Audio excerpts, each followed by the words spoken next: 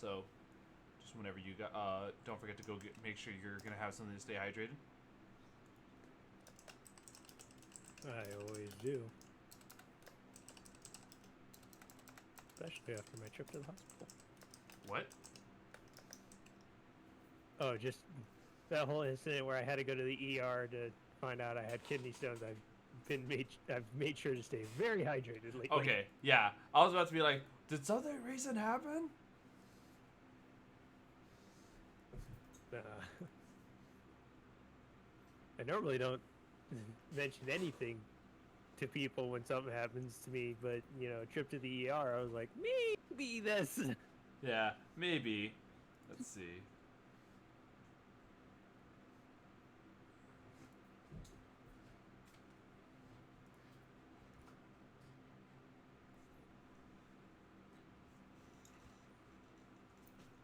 Ah, fuck.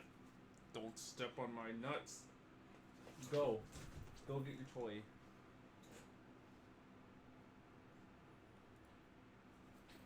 Oh, that's Nope, right. nope. We're live. Don't make the joke. Don't, don't. Grim Hall, let's go. Yes. Oh, that's right. We needed royalty free. We're gonna run. Actually, hold on. Royalty free. God, where the fuck do I live in a Hoover? Fuck's like every square inch of my fucking house has dust. No. Do not start.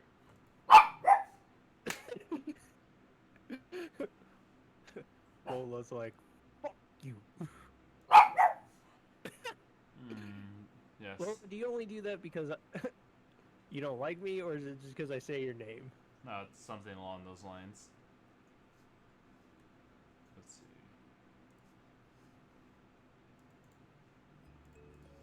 You know what? We'll do this. Not sure if it's in line with the music of choice, with the setting of choice, but it's whatever. Oh, I mean, we're not really playing a campaign and stuff. The music Oh, doesn't need to. it's still nice to have some sort of like background music. Oh yeah, but I mean, like the background music doesn't have to match exactly with the book. It's in It's theme. just the night before Christmas. Mm-mm.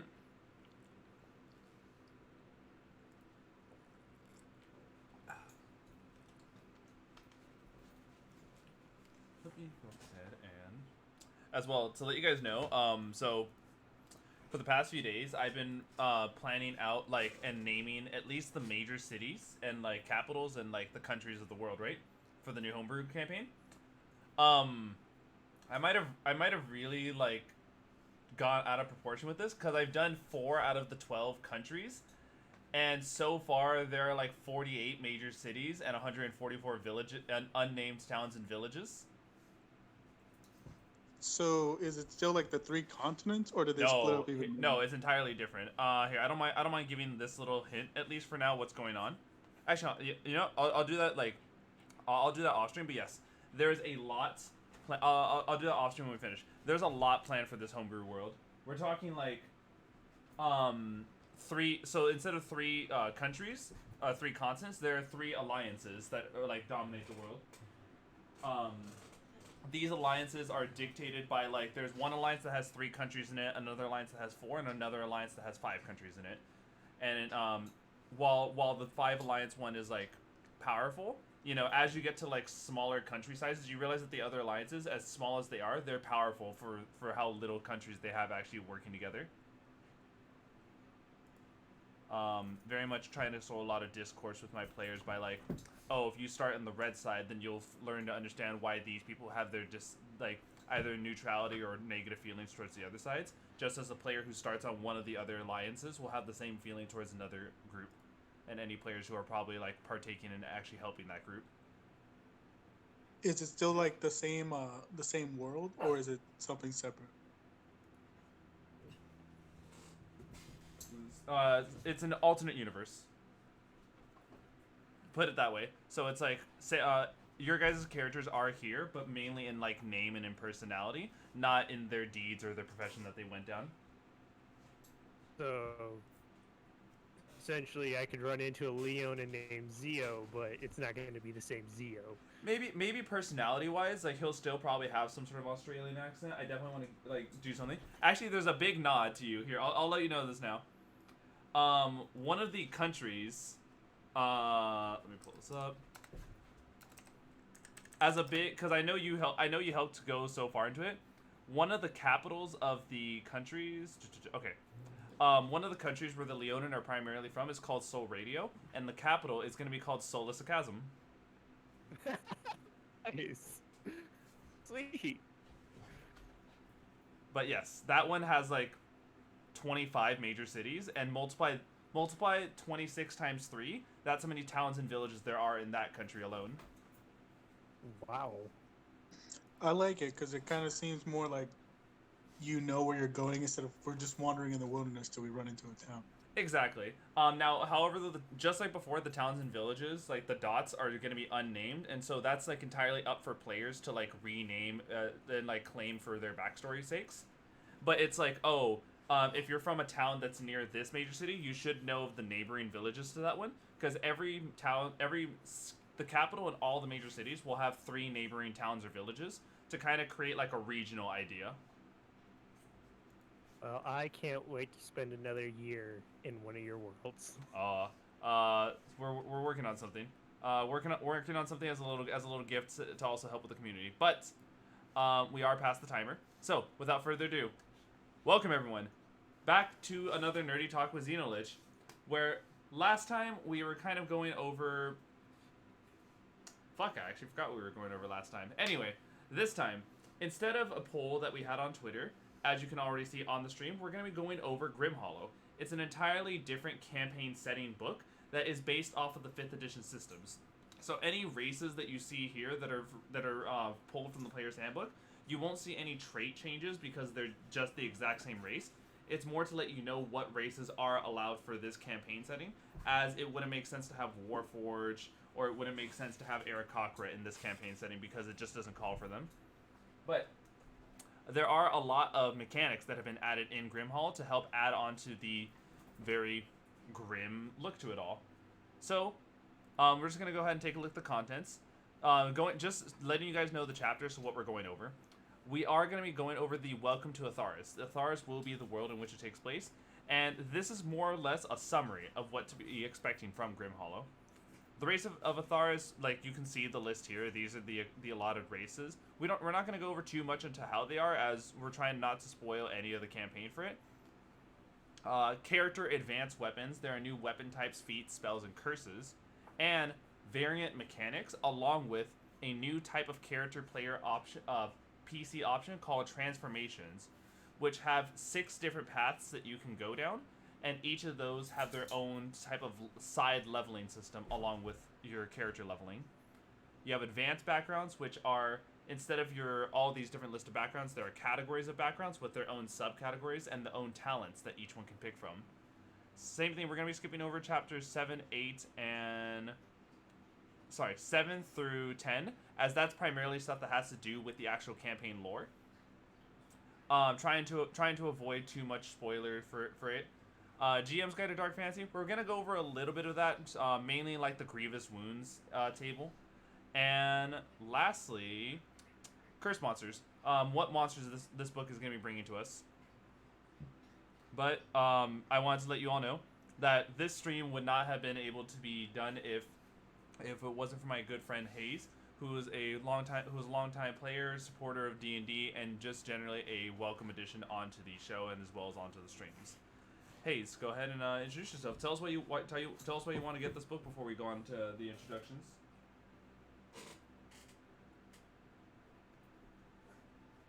Hayes.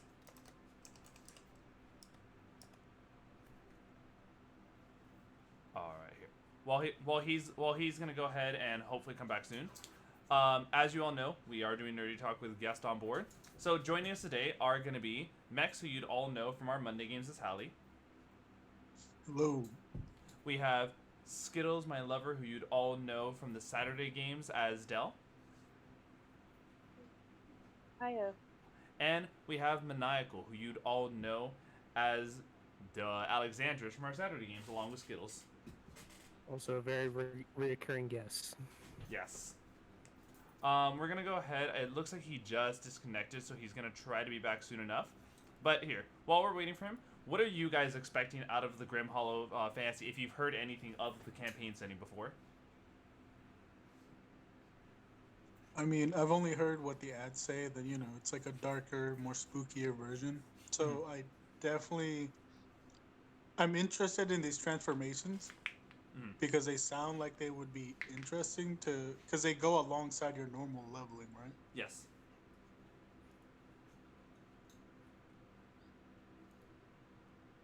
They are definitely going to be going alongside your normal leveling.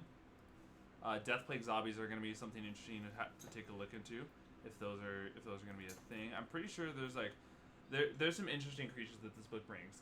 It's nice to know that I had already done a little bit of a skim through, so I kind of know what to expect. But don't expect that the monster section to be huge. It's definitely adding on to what D&D already has, because D&D already has a lot of like horrific content to add in due to its already like grim settings. What we're looking at primarily from Grimhollow is to expect how to run dark fantasy with the tools provided before in previous books before, as well as while using any of the new additions to mechanics and stuff.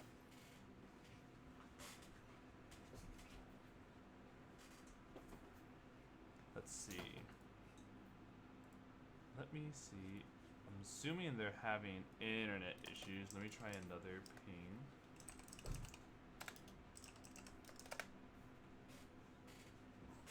Yes. Create a galaxy muted. Yeah, okay, yeah. I am looking forward to a lot of stuff. Here, while we wait for him, um, I've very much always have been a fan of dark fantasy. It's kind of an interesting thing to go over after we had just previously gone over Von Richten's Guide to Ravenloft, because Von Richten explains how to run dark fantasy, and so you could totally use the Grim Hollow setting for that, and even like take this back to some of your own 5th edition games that are more homebrew based, and like extract it. One thing I always love about campaign setting books and just any additional source books to the D&D universe is just as DMs and as players, we're sponges of information that want to pull more and more into this. And welcome back, Hayes. And then went out for a second. Sorry about that. All good, all good. So, in case, just to rephrase the question once again, what made you really want to buy the Grim Hollow book, and what was like your most favorite? What was your most looked forward to aspect about it? I would say, at least for my childhood, I was like really into horror stuff Okay. as a kid, and like the idea of like a horror thing in D&D was always something I really liked. And then I saw it back, I was like, oh, that's perfect. I think the main seller was the transformations, to be honest. I think it's like the main thing that most people who buy the books look for, the whole like transformation thing. It's just like an interesting part of it. It's just like, at least in like regular raw D&D 5e, Yeah. it's really hard to have transformations either A or broken or B like kind of like stick in a way. Mm.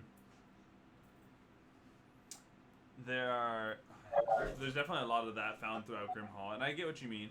For me, at least, when I hear dark fantasy, my first immediate thought is to go to Berserk, because wow, if you want dark fantasy, that is some pretty dark stuff. Yeah. But, without further ado, let's go ahead and do a little bit of a dive into this. Just taking a look into the world of Atharis. It's good to know darkness and obscurity.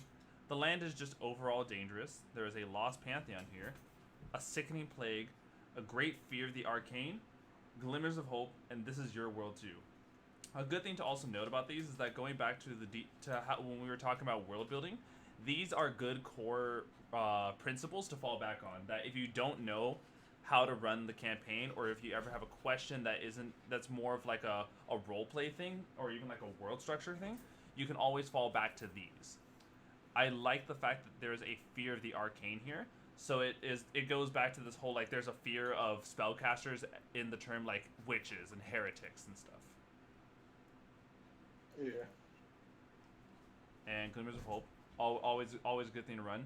I know already into a Descent into Avernus and in Curse of Strahd they explain that hope is something that you can't just completely devoid the players of, otherwise they'll have a miserable time.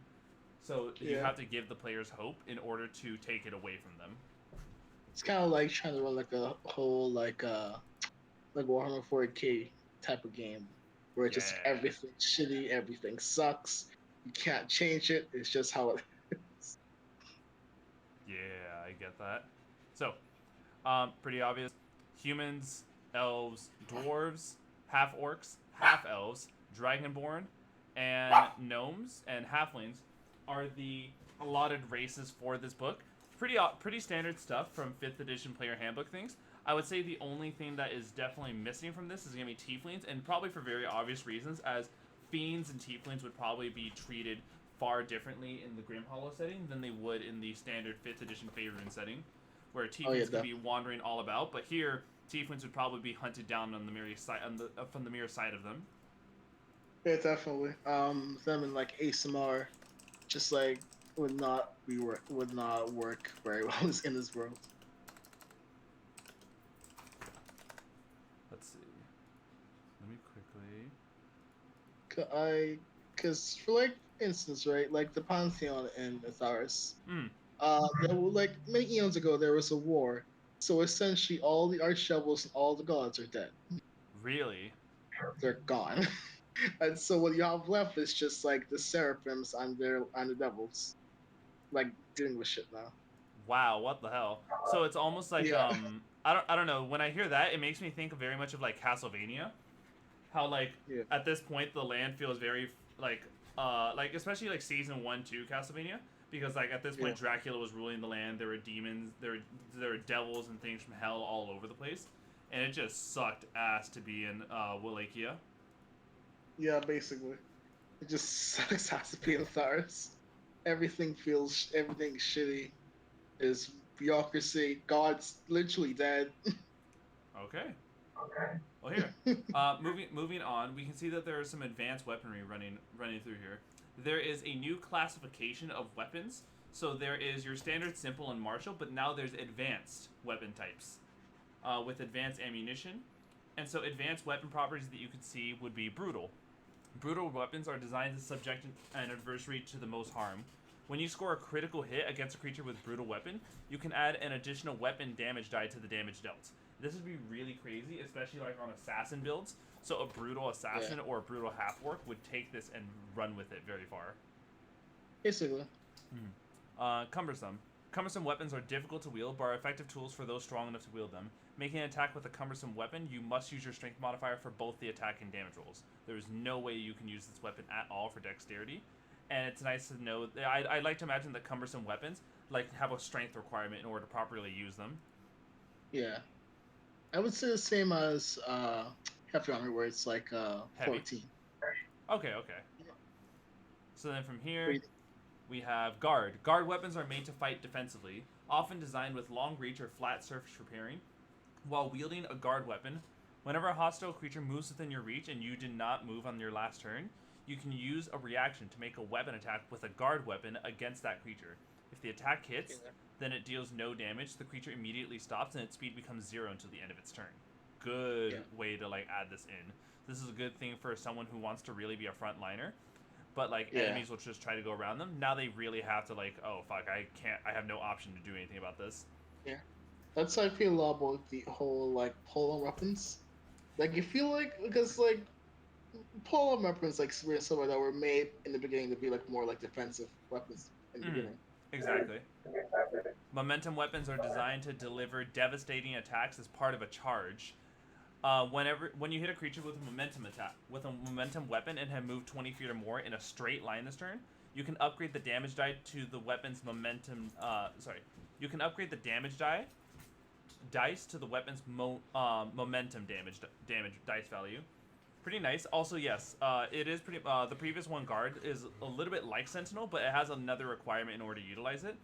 So it's like Sentinel, Sentinel 1.0, whereas what we have is Sentinel 2.0. But the momentum one, I like this. There's another way to use charge, and so this is nice for especially like, if we gave a centaur this, it would mean that there's more to look forward to than just a bonus action attack after attacking. Now with a momentum weapon, you can you're enticed to back up and run in a straight line because you're getting further damage when you're using Yeah. when you actually have a nice charge going forward. Yeah, those are interesting for weapons, like I would say, like lances Mm-hmm. and stuff like that. Like, it could make like an interesting kind of like cavalry build. Be like with a horse and lance. Yeah, Just charging. like Yeah. what we're seeing below with the werewolf right here. Yeah. Repeater weapons fire rounds in quick successions, either using multiple barrels or quick reloading mechanisms. When you take the attack action with a repeater weapon, you can use a bonus action to attack with the same weapon. You don't add your ability modifier to the damage of the second shot unless the modifier is negative.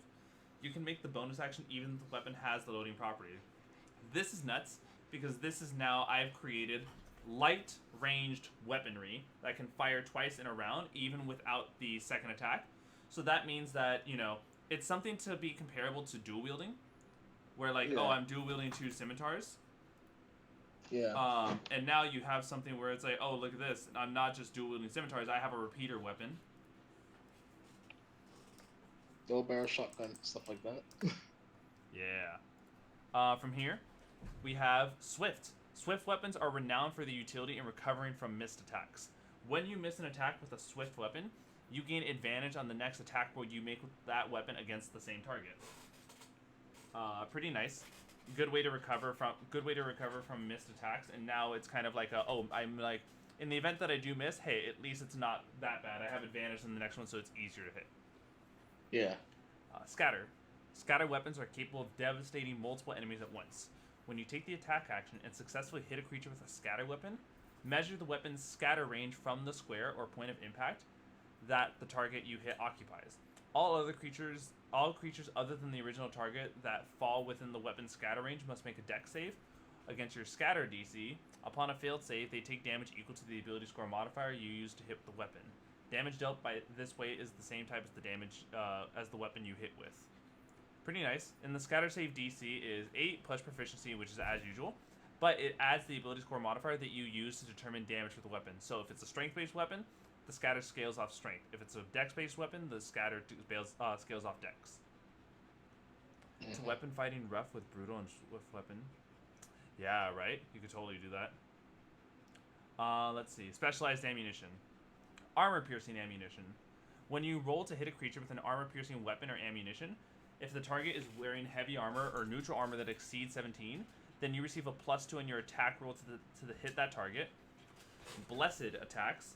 When a creature that is a fiend, fey, or undead is hit with a blessed weapon or ammunition, that creature's speed is reduced by 10 feet until the end of their next turn. Additionally, they cannot take reactions till the end of their next turn. Incendiary. When you hit a creature with an incendiary weapon or ammunition, they take an additional d4 fire damage. And lastly, silvered. Attacks you make with silvered weapons or ammunition count as magical for the purposes of overcoming resistance and immunity to non-magical attacks. These four ammunition types are really nice. I especially like Blessed and Armor Piercing, as Blessed is pretty obvious, and Grim Hollow, when Fiends, Fey, or Undead are probably going to be the more common of the monster types. It's nice to know that you got a backup for this when you got Blessed weapons. Yeah, definitely. Yeah, and Armor Piercing, that's just really great. This technically means that, like, let's say for some reason in Grim Hollow they had you go up against the Terras. The Terras armor is considered natural, so having Armor Piercing would give you a +2 to the attack roll because it's natural armor that exceeds 17. Yeah. But let's take a look at these. These are also weapons that are not cheap. So Cavalry Hammer costs 500 gold pieces, 1d8 of bludgeoning damage. It weighs 3 pounds. It's a versatile weapon, so you can two-hand it or one-hand it, and it's a momentum weapon. So if you move at least 20 feet in a straight line, it also does a d12 of damage, and it has armor piercing. Pretty fucking strong. Saber, 500 gold pieces, a d8 of slashing, 2 pounds, and it is both swift and finesse. So dex-based weapon, that gives you advantage when you miss. Claymore, 500 gold pieces, 2d6 slashing, 7 pounds, brutal, heavy, two-handed. What more can I say? It's like a great sword, but it has the brutal property. And polearm, 500 gold pieces, 1d12 piercing. It has guard, heavy, reach, and two-handed. So pretty much like a lance, But this pole arm actually has the guard property, so when someone enters that range, you can use the Sentinel 2.0. You can use the new mini Sentinel. And we have the advanced range weapons. Oh, advanced range weapons such as Black Powder Pistol, which costs 200 gold pieces, 2d4 piercing damage. It has ammunition, though I don't know how much ammunition. I'm assuming it's just one at a time. Black Powder Loading Light, which I'm assuming is going to let us know more about Black Powder soon. But it's a light weapon, so you can fire twice of this if you have 2 Black Powder Pistols. Black Powder Rifle, 500 2d6 piercing. Ammunition, Black Powder Loading 2-handed. Repeater Crossbow. Now, this is pretty much what I'm assuming to see from a few people in this campaign setting. Ammunition Loading 2-handed and Repeater. So this can do 1d8 piercing. Bonus action, another d8 piercing. And let's say you're a fighter using this, then that's your extra attacks included with this. So this can fire a lot of times in a single turn if you're really running with this. Blunderbuss, you gotta have that in this type of setting. Black Powder Loading 2-handed, and it is cumbersome, so you need to have a specific requirement to use this. And it also has Scatter, and it's a 10-foot line. So once it hits someone, everyone 10 feet behind them also has to make a dex save. And Flame Bellows. This is a scatter, but it's a cone up to 15 feet. Loading, 2-handed, and cumbersome. So you need to be strong enough to wield these things. Here are the ammunition. Advanced ammunition. Paper cartridge bullets. Bellows canister. 5 arrows, 5 bolts, and paper cartridges bullets. It explains how much they are. My understanding, this is probably going to be either a setting where money is going to be easier to access. Either that or money is referred to in purely gold in this campaign setting, since I'm not seeing any silver for even the ammunitions at all. Good to know. And we even had some new feats added in this book. Black Powder Expert, Bloodhound, Hulking Figure, Iron Gut, Lightning Caster, Nimble Physique, Nocturnal, Scatter Weapon Master, Throne Weapon Master, Weaver of Maledictions, and Witch Hunter. All of which are, you know, try not to give away too much about this book, but it's nice to know that they're giving you ways to not only take what's given to you, but push it to a whole nother level. And spells. Every single class gets new spells. And when we take a look at the overall spell descriptions, Assisted Aim, Conjure Plants, Dazing Blast, Greater Animate Dead, Holy Ward, Illusionary Instrument, Intangelo, Life Tether, Mirror Shell, Undead Enthrallments. Also, side note, art in this book, so fine. But here, I think is going to be really nice, because this is a whole new mechanic being added in, and it is Curses. Curses are dark magic fueled by malice and other hostile emotions. While they're not restricted to characters by alignment, casting a curse is an evil deed. The following classes all add curses to their spell list: Bard, Cleric, Druid, Sorcerer, Warlock, and Wizard. No Paladin. No Ranger. So good thing to know that it's like pure spellcasters that get this stuff. Shadow Steel, Curse Strength Table. So this explains like your knowledge of the target, what they get to their save modifier because of it. Target's transgression, save modifier only the highest applies. They broke a deal, sworn enemy. Okay. Alright. You set a triggering event and stage progression. Every single curse looks like it goes through higher and higher. So curse descriptions. Cursed of Conceited Obsession. Takes an hour to cast this spell. Range is self. And it looks like it has a bit of a gold cost because it's about 1,000 gold pieces worth of a gilded mirror worth at least 1,000 gold pieces. And everything that's put into the spell, it is going to consume. You cannot bypass the material components with just a arcane focus. And the duration is till it's cured. The target must make a charisma save. On a successful save, the target becomes aware that somebody has cursed them. Triggering event. The next time the cursed target looks into a mirror or reflective surface, it spontaneously cracks, and it has the different stages. Stage 1. The cursed creature is compelled to stop and admire themselves whenever they see their own reflection. Ooh la la. Cursed creature becomes obsessed with looking for and finding its own reflection wherever it goes. Additionally, the cursed creature has disadvantage on attack rolls. And lastly, stage 3. The cursed creature is driven to find or if necessary build a location where it can see its own reflection from many angles. The cursed creature is compelled to remain in this location and admire itself. Additionally, attack rolls against the creature gain advantage. Upon failing the final escalation check, the cursed creature twists into a deformed figure and becomes a weeping willow. If the creature is a player character, they become an NPC under the GM's control. And so as we can see here, it looks like all of these curses will spawn up the, looking at the very bottom, the curse monsters. So these are like how you can turn into those monsters or turn other creatures or NPCs into them, in which the DM can gain control. Gonna take a little stop from here, but just like, what are you guys thinking of the curses so far?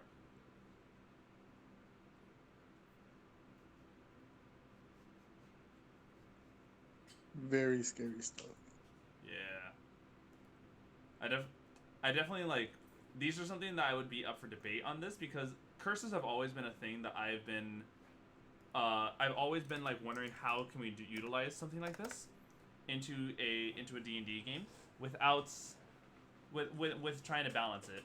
Seeing this is pretty nice, because now it's like, oh, we can take these monsters, and it's like, you know, player lore, you'd probably roll an Arcana check, and you may be able to see like, oh, wait a minute, I know this creature.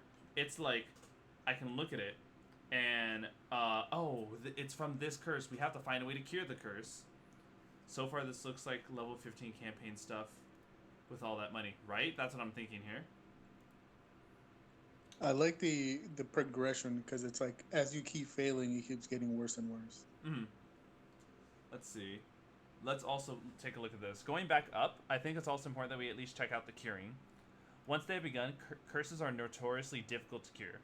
Many adventurers have fallen to curse before they were able to gather the components to cure it. As a result, it is not unheard of for traveling mystics to carry multiple curing ingredients on them to sell for exorbitant prices.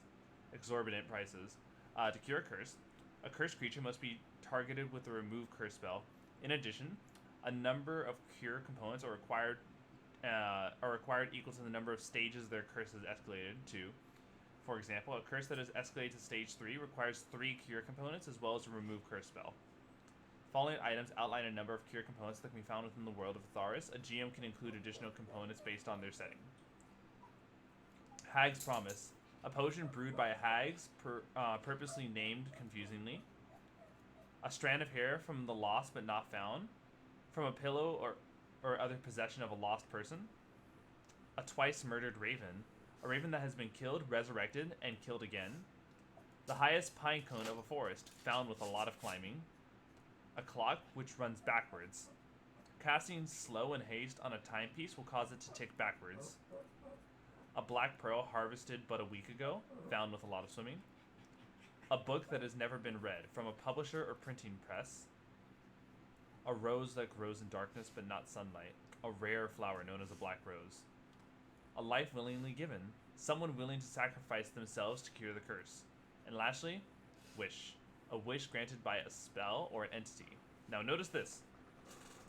You need 3 of these if you have a stage 3 curse. Culmination is a whole nother thing. This is the final intent of a curse and often involves twisting. When a creature fails an escalation, they apply the effects of the curse culmination. They continue. Once the curse culmination has been reached, it can only be cured with the use of a wish spell. Oh, so wish can always solve it. When in doubt, wish will always solve your problems. But it's good to know that these are the ingredients that can help you get to curing that beforehand.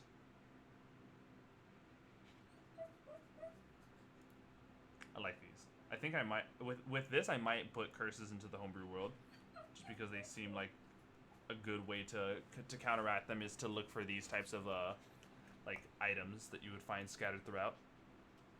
Yeah, I think between this and the way they wrote down curses in the new book are pretty good. Because before you could just do remove curse and that was it. Yeah. But now it's like you have to make a save, otherwise, or like remove curse is only like a small like respite. So it's like you're good from your curse for like 3 days, but then it's back again. Yeah, exactly. So let's see this. All really fucking good stuff here. Let's move on over to variant mechanics. These are 5 new like rulings that you can add into your own system. Stabilization. When a character hits 0 hit points and regain hit points, they instantly become conscious and heal as per usual. However, they are still incapacitated until the end of their turn. This is a great way to make it so like we've done it, we healed them. There's no consequence for them dropping or making stupid actions. Well, maybe they're healed, but they're incapacitated for the first turn. It's almost like a summoning sickness, like a resurrection sickness, but weaker. Concentration checks. Whenever you fail a concentration check, you gain the dazed condition until the end of your next turn, in which case we're just going to quickly see dazed. If you're concentrating on a spell and become dazed, you lose concentration on the spell and it immediately fails. While dazed, you cannot concentrate on spells. So it's a way so it's like they can't just jump from concentration spell to another. Especially if they are willing to drop it on their own. Bleeding. Bleeding creatures cannot regain hit points from spells or abilities. A bleeding creature can only regain hit points by consuming hit die or completing a long rest. So short rest or long rest will fix that. And race proficiencies. Dwarven Black Powder training. You have proficiency with Black Powder weapons when you reach 3rd level. And Gnome Specialist training. You have proficiency in Scatter weapons when you reach 3rd level. That probably ties into more about the homebrew lore. The lore of Grimhollow, which is to explain that these types of creatures would just innately be better with those weaponry, especially when you hit 3rd level, which some DMs start their characters at 3rd level, some at 5th, and some at 1st. I've always been a fan at starting at 1st level, and 3rd level if the world like needed that. Get gnome, basically. But here, this is a whole new section. The one that I know a lot of people are looking forward to. Transformations. Many creatures hunt the Knights of Atharis. While many are twisted beasts of hatred born from darkness, some were not always so. The following rule set provides the players the ability to become grim monsters of the dark themselves, from dread-inducing werewolves to all-powerful liches. The following transformations are available to characters who meet the required prerequisites. Beginning transformation. Individuals rarely choose to transform to beings of the night. Instead, they have it forced upon them. Foul curses, horrific experiments, and diabolical machinations of fiends, vampires, and other dark agents are all examples of how a character might start a transformation. However, there are times when a character may wish to begin a transformation of their own volition. Perhaps they have succumbed to the lure of power they see as the only way to achieve a greater goal. Regardless, the first step in any transformation should be a discussion with your GM. Make your intentions clear, as the transformation may not be suitable for the setting or story your GM is running. Make sure you meet all the prerequisites of the transformation. There are 2 types of prereqs. Mechanical and roleplay prereqs. Mechanical prereqs can be ability score, spellcasting, and other feature requirements. Roleplay requests are in-game actions required by a character to start a transformation. It's recommended that this milestone be reached within the game rather than through a backstory. However, you may wish to discuss alternative avenues to pursue a prereq with your DM. It's a great setting on my phone when I went to... Hello, Jinx. Welcome aboard. You're seeing as we're going over the Grimhollow campaign setting. And boons and flaws. Each transformation comes with boons and flaws for going into it. After all, it is a dark transformation. So, is it a blessing or a curse? And leveling up. Characters that have successfully completed transformation can continue the process by increasing their transformation level. The character must achieve a milestone before gaining a transformation level. Each type of transformation has an example list of possible milestones that are uniquely themed, thematically unique. Talk with your GM to come up with an acceptable. And then it's like there's universal milestones like undertaking an exceptionally evil or good act, completing an ancient ritual, obtaining a powerful artifact, being cursed by a dark agent, and being exalted by a patron or god. So, from here, suggested class to transform level. So transformation level, it's usually a good idea that don't let your players get to transformation level 2 until they're at least level 5. Don't let them get to transformation level 3 until they're at least level 11, and don't let them get to transformation 4 without at least reaching 17th level. And before we really go into what type of transformations there are, removing a transformation. Reversing a transformation is an incredibly difficult process. The changes that have occurred in a character have fundamentally altered their biology and perhaps their mind. However, anything is possible in a magical world. To cure a transformation, treat it as a curse from the curses section. The curse level of transformation is equal to the character's transformation level. Rather than cast and remove curse with the cure components, the regeneration spell must be cast with the cure components instead. A character that has reached the 4th level of transformation, or that has been transformed for no longer than 1 year, can only be cured by a wish spell. If a character is killed or resurrected, the GM decides if they are resurrected with the transformation levels. Right?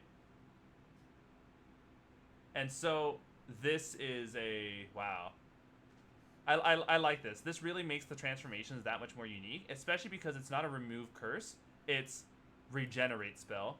So it's like you have to bring like part of their old self back into the reality. I don't know. What do you guys think? Just from like the mechanics of this before we actually get into each individual one, because it is going to be a lot of going through. I like how they have like a recommended, so it's like when they get to this level, maybe bump them up. Once they get here, bump them up again. It kind of keeps it like even instead of their transformation just being like broken from the very beginning. Mm-hmm. Well, let's also put this in retrospect. They have it explained that there's milestones. So there's 2 types of prereqs in order to even get to the next levels, and it's usually based off of milestones as well as certain requirements. So it's a good idea that if they're level 5 through 10 and they're still at transformation 1, maybe look into doing something else. So, aberrant horror. A cloaked figure flees through the dimly lit city streets. The guard appears to have the upper hand until she turns to greet them, a hulking mess of spines, claws, and gnashing maws. Lightning cracks. A mad doctor bellows in triumph at once. A deceased woman rises with 3 fleshy tentacles sprouting from her back. His newest creation is complete. Thunder booms as the woman approaches the doctor menacingly. The tendrils extended. Not all successful experiments end well. Aberrant horrors are a result of a humanoid being becoming an aberration. Able to break free from the physical restrictions imposed upon them by the material plane, they shift the components of their form at a whim. This makes aberrant horrors terrifying to behold, especially in battle. Many adversaries have been caught off guard when a seemingly defenseless opponent grew rows of gruesome spines before their eyes. Other people, I thought you were asking a nudity who's never finished a campaign. Yes. So, each aberrant horror is defined by one key question. What happened to them? Some individuals make pacts with ancient entities for powers that have unforeseen effects. Others waken after being defeated by an unnatural monster, surprised that they have been spared, only to find something writhing in their stomach. Many tropes of body horror can be used as inspiration for an aberrant horror. Once your origin has been determined, you can consider what your character's motivations are regarding their transformation. As their power grows and manifests, they may feel they have lots of what makes them fundamentally themselves. Oh man. Perhaps they decide to take revenge on the entity responsible for their transformation, or perhaps they perceive their transformation as a gift. Oh man, there we go. Always waiting for the second one. So, yeah, transformation features. Thank you. Prereqs. You need to have a Constitution score of 13, and roleplay-wise, you must have had an encounter with an aberration, magical anomaly, or some other plausible reason to have become an aberrant horror. Discuss with your GM how you can achieve this in your backstory or in-game. Some of your abilities will rely on a saving throw, so for the purposes of aberrations, it's 8 plus proficiency plus con mod. And level milestones. The following milestones are possible level milestones for aberrant horrors to get to the next area. Defeating a powerful aberration and absorbing its power. Undergoing a dangerous and costly experiment. Surviving a magical mishap. Acquiring the strength to give birth to a more powerful version of yourself, which then consumes your old self. Or fulfilling an eldritch prophecy written in the stars. Really, really good stuff. I love this so much. It doesn't seem like for squishy people. Not exactly, right? Right. Right. I think it makes sense because it's like you physically have to be strong enough to survive the initial transformation.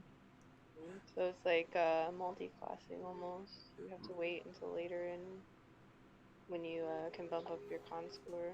Yeah. Unless it was for some like I've, it is it is not uncommon for people to make con a pretty high modifier, especially for like physical builds. But obviously, like you said, for squishier people, like let's say wizards and sorcerers who want to become an aberration, this is definitely going to be something that is probably going to be looked into as you get your ability modifier higher and higher up. Plus, if you talk with your DM about looking for this, he can try to help you come across one of these roleplay variants because your ability score improvement, that's like a mechanical must-have. Roleplay, that's something more in line with like you should be looking for something in game, or your GM should be lining up something for you in game, knowing with the intention that you want to become this.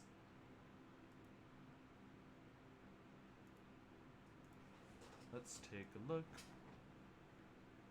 And we're heading on over to Transformation Level 1. Transformation Rune. Aberrant Adaptations. Your body can twist and rearrange itself as you will it, changing body parts into dangerous weapons or useful tools, and regenerating after damage. This ability is represented through adaptations. Basic adaptations.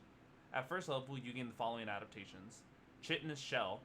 As a bonus action, you can develop a hard crustacean-like shell. When you use this adaptation and are not wearing heavy armor, you get a +2 to your AC. However, this reduces your speed by 10 feet. This adaptation lasts for 1 minute or until you're knocked unconscious. On your turn, you may use a bonus action to end this adaptation. Eldritch Limbs.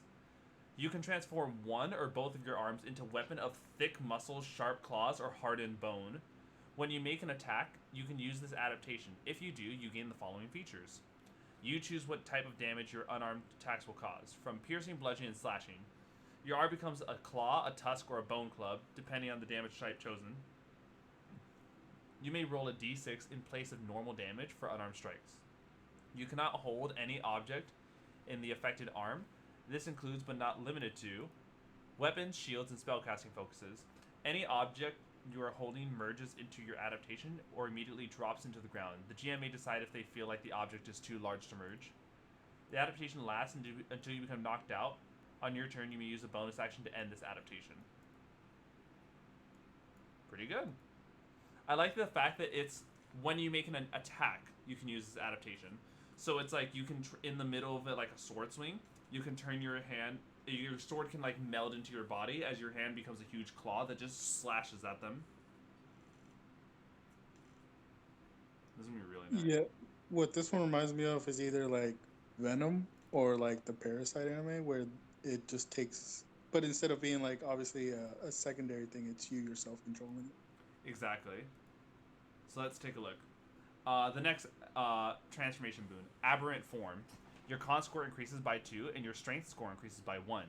An ability score cannot be increased beyond 16 this way. You become an aberration in addition to many other creature types. In addition to any creature type, spells and abilities that affect aberrations or of a specific CR have no effect on you. So, pretty nice. You get like a nice stat boost that's going to help you overcome maybe like the lack of having a lower score, be lower than 16, as aberrations seem to have this.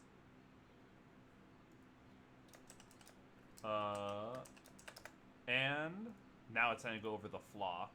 Unstable mutagen. Your body becomes malleable and struggles to maintain any one physical shape. Upon completing a long rest, you must roll a d100 on the unstable form table and apply the effects of the results, determined by your transformation level. These effects last until you complete another long rest. If you roll the same results on a table more than once in a row, roll again until a new result is rolled. Here, let's go ahead and do a little bit of fun here, guys. If you have a set of dice, or you want to use your digital dice, go ahead and roll me a d100. Actually, you know what? I'm gonna use the dice that Skittles got me as an early birthday gift.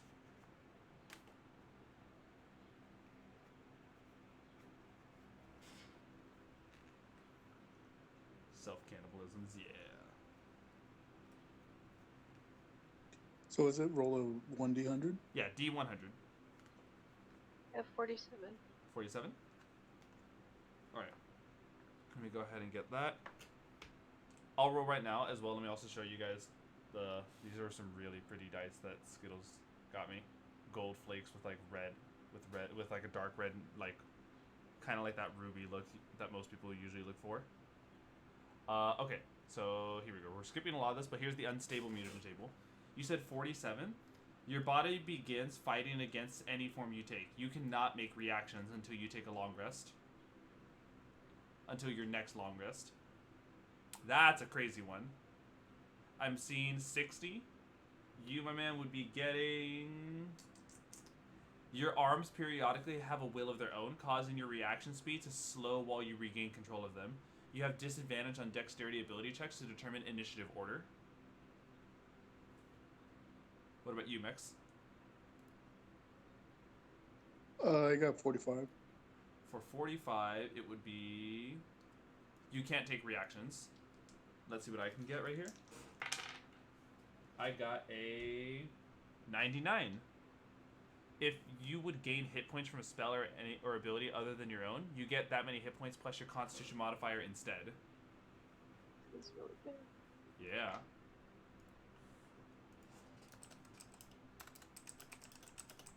And let's go ahead and take a look next on the table, on the boon table. So this is once again assuming that you've hit another milestone and that you're at least level 5 for this next area. At second level, you can pick one of the following transformation boons. In addition, you also gain this level's flaw. So, unlike before where you just automatically gain both of them, you only pick one of these. Transformation boon, Efficient Killer. When you make an unarmed attack while you're benefiting from the Eldritch Limbs adaptation, you gain one of the following effects depending on the damage type you choose. Piercing. You can lodge a razor-sharp barb from your arm. Make a ranged attack at a target within 30 feet. Upon hit, the target takes damage equal to 2d6 plus your strength modifier. Bludgeoning. You manifest a long tentacle tipped with a hardened bone club. Your unarmed attack deals an additional 1d6 damage, and when you hit a creature with an unarmed attack, you can then attempt to damage another creature within 5 feet of the original target. If the original attack hole would hit the second creature, it takes bludgeoning damage equal to 1d6 plus your strength modifier. And slashing. Your arm forms a row of viciously hooked claws and talons. Your unarmed attack deals an additional 1d6 slashing, and the target must succeed a con save. Upon failing the save, the target gains the bleeding condition for 1 minute. A creature can repeat the saving throw at the end of each of its turns, ending the effect on itself upon a success. That is really fucking cool. I love the fucking bludgeoning, so it's like I get like a huge tendril arm. Oh, okay. Here's another. So there's 3 boons that you can pick from, by the way. Otherworldly Tendrils. Starting at 2nd level, you can use a bonus action to grow a long tendril-like appendage out of your body that you're proficient with. On subsequent turns, immediately after taking the attack action, you may use the bonus action to have the tendril attack an enemy within 10 feet of you. If you do, make an unarmed attack using your strength modifier. On hit, the target takes bludgeoning damage equal to 1d4 plus your strength. The tendril lasts until you become unconscious. On your turn, you may use a bonus action to retract it. In addition, you gain the following adaptations. Toxic Spray. A lamprey-like mouth opens at the end of the tendril, sprays a noxious toxin. When you attack a creature with one of your tendrils, you can choose to use this adaptation and forego dealing damage. If you do, instead of rolling to hit, the target makes a con save against your transformation save DC. On a failed, they become poison. A creature that has failed the saving throw makes another con save at the end of their at the end of each of its turns. On a successful save, it's no longer affected by this adaptation. Constrict. The tentacle wraps tightly around the target. When you make a tendril attack, the target is large or smaller. You can choose to use this adaptation. If you do, the attack deals no damage, but the target is grappled. And until the grapple is ended, the tentacle cannot be used against other targets. And Hypnotic Trance. A tendril flashes a myriad of colored bioluminescent lights, attempting to disorient the target. When you attack a creature with one of your tendrils, you can choose to use this adaptation to forego dealing damage, and if you do, instead of rolling the hit, the target makes a wisdom save against your transformation save DC. On a failed save, all attack rolls on the targets have advantage, and until the start of the affected creature's next turn. A creature that failed this saving throw makes another wisdom saving throw at the end of each of its turns. On a successful save, it is no longer affected by this adaptation. So it's Strobe Light Tentacle, or Rave Light Tentacle, Toxic Spray Tentacle, and it's Time to Get Kinky Tentacle. And let's take a look at the last boon that you would get at the second level. Situational Evolution. You can use an action to grow gills and flippers, thin hairs on your excrements to climb walls, or a layer of rapidly regenerating flesh. You gain the following adaptations. Scopulae. Your climbing speed becomes the same as your walking speed, and you can climb vertical objects while leaving one hand free. Gills and flippers. Your swim speed becomes the same as your walking speed, and you can breathe underwater. And regenerative tissue. At the beginning of your turn, you regain hit points equal to your constitution modifier if you have no more than half your hit points left. If you take fire or acid damage, then this adaptation has no effect at the beginning of your next turn. These adaptations last until you become unconscious. Use a different one of these adaptations or use a bonus action on your turn to end the adaptation. This is pretty nice. I like this a lot. The situational evolution could be really good.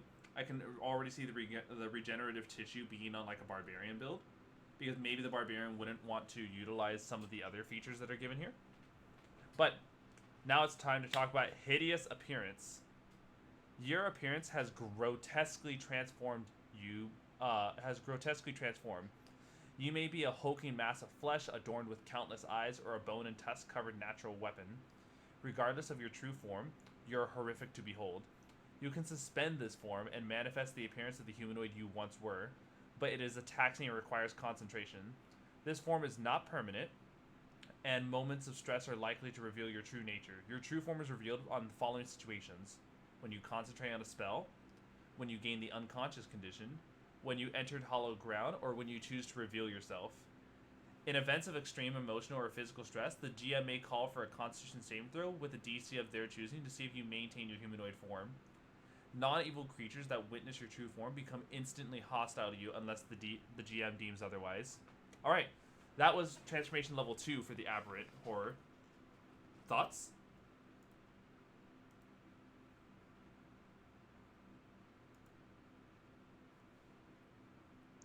I like it. Also, it makes sense, I guess. If you're like having a hard time controlling what form you're charging, it would kind of be like weird to look at. Yeah. I like the fact that they really do hone in on like you're getting more monstrous, and like this is like, as much as it is a good thing, it is like roleplay wise a bad thing. You know, not people are going to become hostile towards a monster that they see. This is all good stuff. Great RP sessions. Yeah, exactly. Also, as a side note, one thing I do like about this book is that they provide little example images of what's going on with your character. So like, here's an example of a character whose like arm is like turning into like a spike. And then as we go down to this one showcases how your character, like, this is their form that is now like the normal. So it, like, you have to really hold yourself back and like hold back the urge to become more monstrous. Which, hilariously enough, imagine this. Imagine like a wizard taking this, and like they actually have like they're a high con, high intelligence wizard, and so what they do is when they're like oh, I won't ever cast a concentration spell until it's absolutely a must. And it's like, okay, no one's around? Well, why does that matter if no one's around? The wizard starts casting a concentration spell as their true form just like morphs out, and the fucking goblin that they're fighting, like, what the fuck?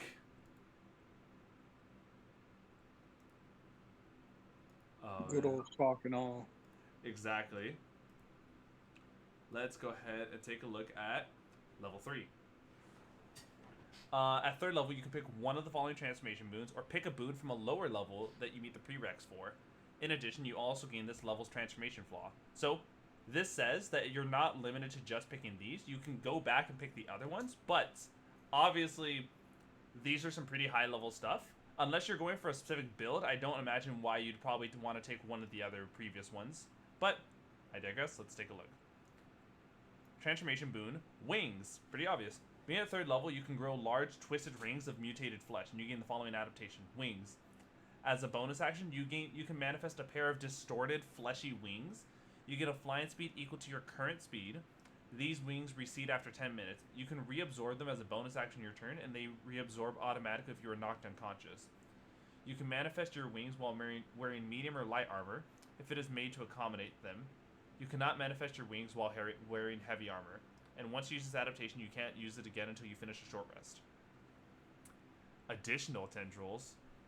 Your prereq quit, you need otherworldly tentacles for this. So this is why it's like, okay, you would take this, so that way you can get this. You're able to grow an additional tendril. On subsequent turns, you may use a bonus action to attack with each tentacle you have grown. The tendrils can all attack the same target or different ones. Make a separate attack roll for each tendril.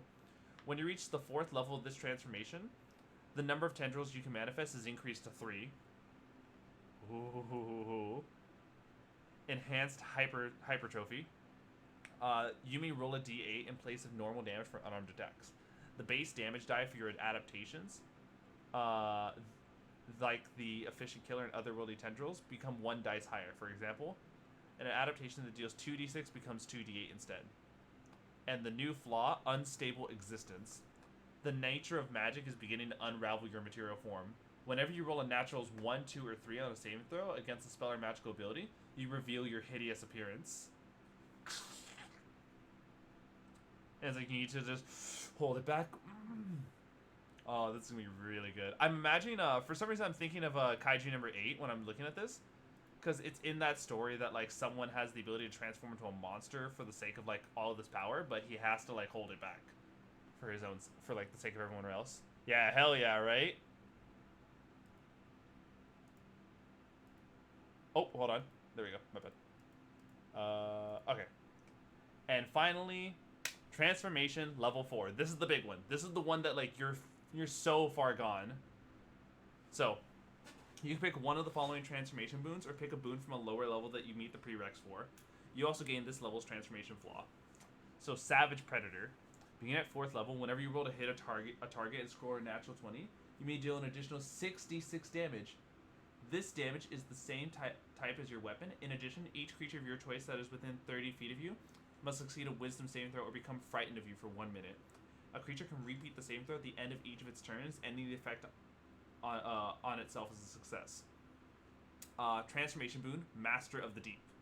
Prereqs, you need additional tentacles. So this is like, I think this is the only one, like this one and the additional tendrils were the only ones that prereqs were like solely based around this tentacle thing, which I like. This is like, yes, let's play to the tentacle monster.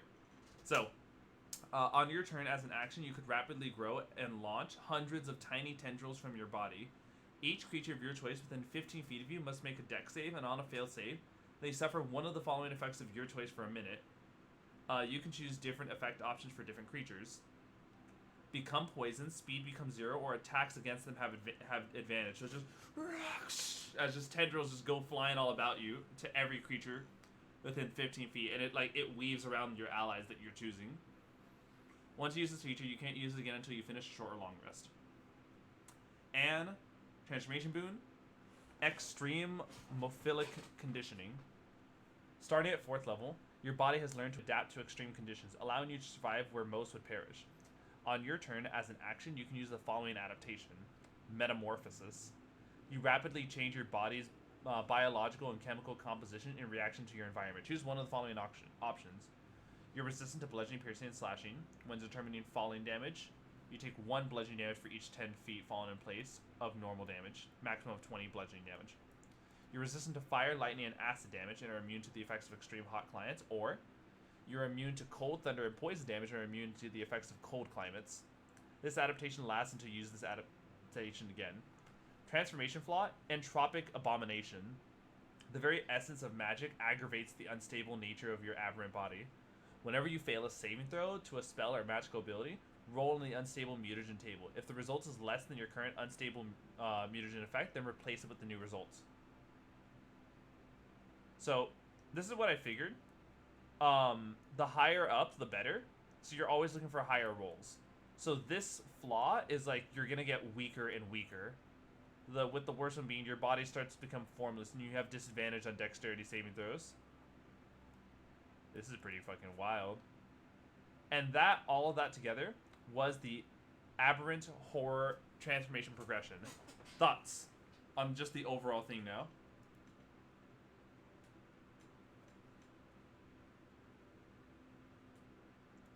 I want to say I really like the tentacle, like just the progression of it.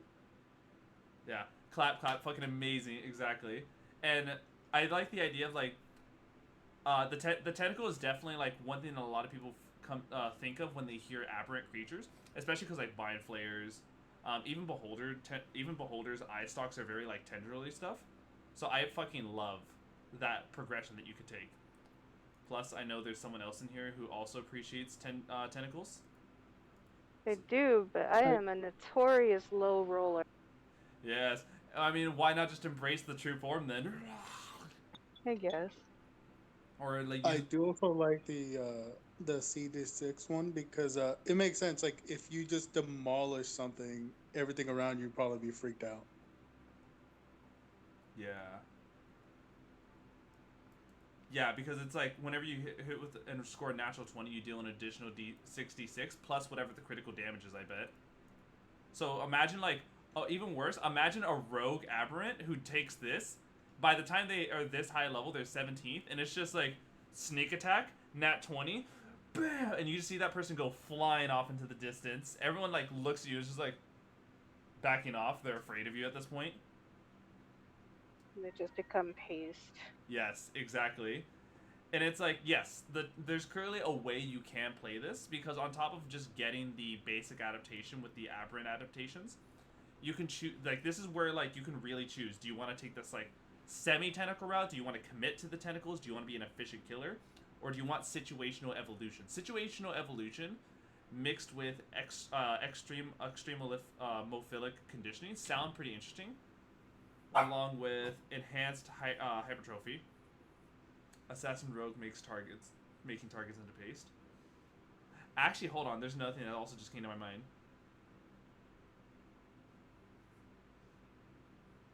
In this base, Like it might be a little bit boring, but if you did a champion fighter with that one, you would almost always be critting, yeah, or at least have a decent chance of critting. So that and plus a lot of attacks.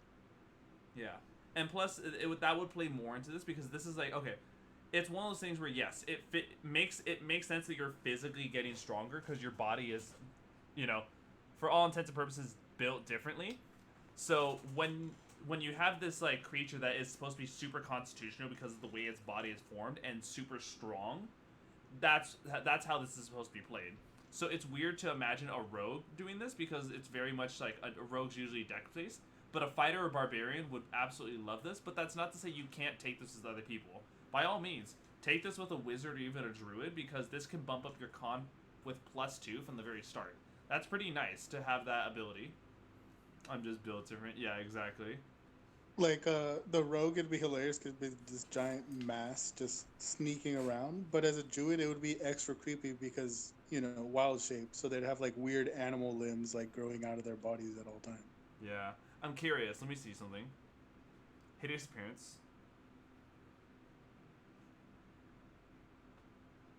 Regardless of your true form, you're horrific to behold. So, regardless of your true form, I, as a DM, would rule that even while you're wild shaped or polymorphed, well, polymorph is concentration based, so ignore that. But I would say that because it says regardless of your true form, you're horrific to behold, meaning that if you turn into an octopus or like a giant octopus using wild shape, and then take on the tendril route, you're an octopus with 11 tendrils, and then when you do like the fucking Master of the Deep, it's like 1,000,000 tentacles. Yeah, this is gonna be so fucking clean to do that. Let me fucking put that down. All right, here we go. That's what I was looking for as well. Let's mix it up. This color change. Okay, so that is Aberrant Horror. Definitely a really cool one. Not the one I'm gonna be like most. I'm not the most. Okay, that one's my second most excited for. The one I'm most excited for is pretty obvious, hence the name XenoLich. But continuing, The Fiend. Yes, 100%. Also, a side note, this book is so worth the investment. I'm having access to this thanks to Hayes, who was with us earlier. But if you can, this is like entirely like 100% worth it. Like I think the price of this book is specifically trying to actually find this. Here it is. The campaign guidebook is $50, what you'd expect. The Monster Grimoire book, so unique monster. Oh, that's right. This is just the campaign guidebook. The Grimoire book is $50. The Player's Guidebook is $50. The Monster Grimoire Layers softcover. There's PDFs, which, you know, as we're seeing right now, and the PDFs are half the price for all the books. So instead of the $50, you'd get the $25. But yes, physical books. I fucking love that new book smell. Okay. Let's go ahead and take a look at the Fiend. I know there's definitely going to be people who are going to want this one, but let's take a look. A smirking, well-dressed man of unknown origin appears in a time of great need. He extends his hand, and a contract manifests in a golden flash, with a quill floating by his side. He remarks, "Of course I can fix your dilemma. After all, who do you think caused it in the first place? For a solution to a world of problems, the man asked for only two things in return. A signature and an eternity of servitude." Hellfire swirls up a fiend's arms as she laughs maniacally in a smile in a single motion. She launches waves of fiery death, and the legions of lesser demons sent to rein her in. Those who perish twist and harden into charred black figures with the bright molten cores. The fiend laughs again as she snaps her fingers, and each figure explodes into another wave of fiery destruction. Many tales are told in Atharis of the power of fiends and the dangers of their contracts. Regardless, every year a champion rises, a prodigy is born, or some individual makes a deal for their soul in exchange for Lady Luck to be on their side. For to a fiend, a soul is a delicious meal with an invigorating aftertaste.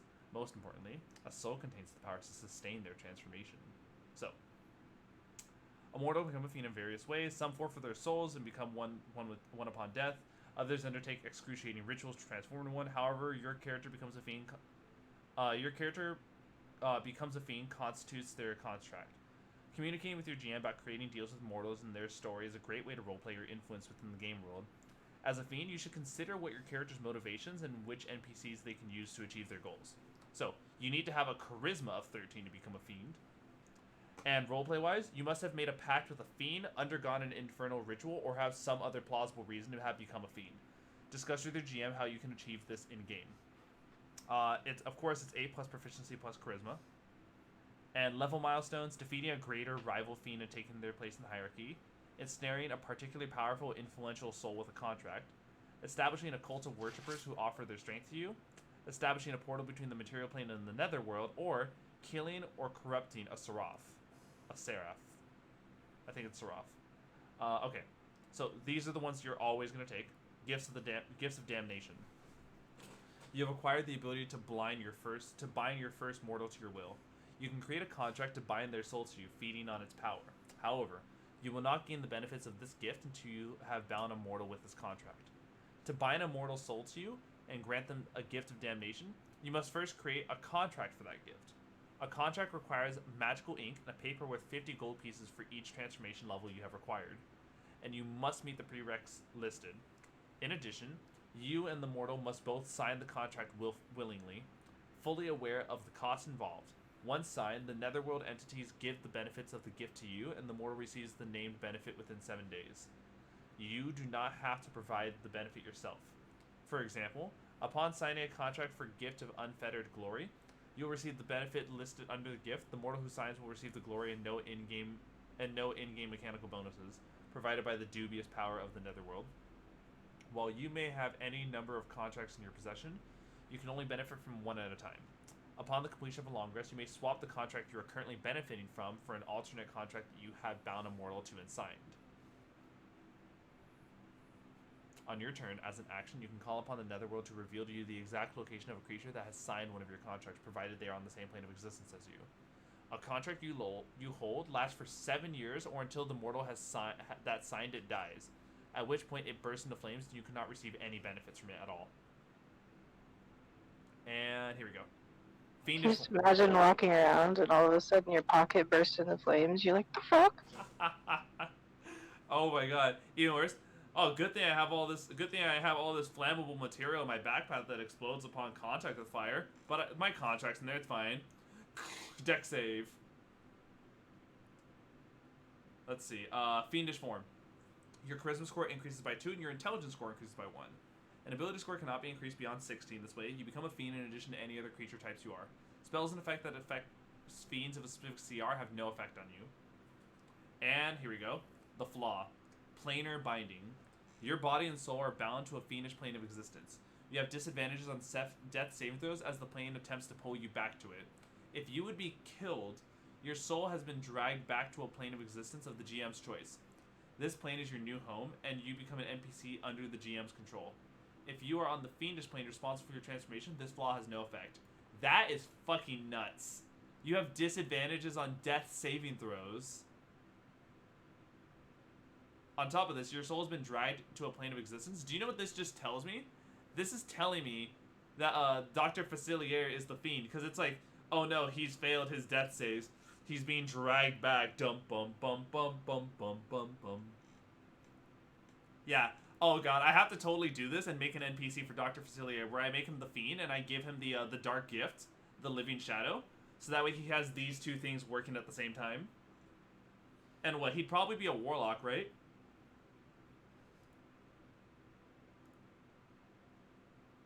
Let's see.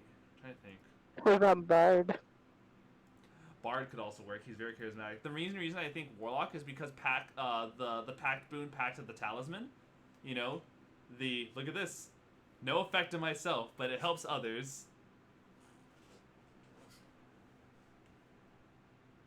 All right. Oh, this is gonna be really fucking good. Okay, so, I want to take a look further down. Okay, Gift of Damnation contract. Okay, so here are the contracts that you can make, by the way. Unbridled power, unfettered glory, joyous youth, liberating freedom, unsurpassed fortune, unconditional love, expansive knowledge, prodigious talents, and second chances. Now notice that you can't get some of these because some of the prereqs require you to be a certain level of the fiend transformation. So for now, we're gonna go take a look at the first three that you get. Unfettered joy. When you hit a creature with a melee attack or a melee spell attack, you can add your charisma modifier to the damage dealt. Gift of joyous youth. At the beginning of your turn, if you have no remaining hit dice, you can choose to make a DC 10 charisma save, and on success, you regain 1 spent hit die. If you fail, you suffer 1d6 psychic damage. And lastly, unsurpassed fortune.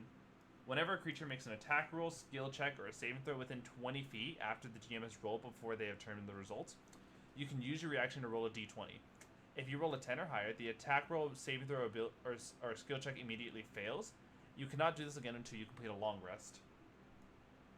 So, a lot of ways to really, like, bend the fates to your will. And on top of this, you know, neat art. Woohoo! So, let's take a look. Level 2. Transformation Boon, Brand of the Chainer's Gaze. Once again, it's the same thing. You can only pick one of these transformations. So, there's 3 options and you pick one. As a bonus action in your turn, you can brand a creature within 60 feet of you with a fiery mark that diminishes their resolve. The target makes a wisdom save. On a failed save, they are branded.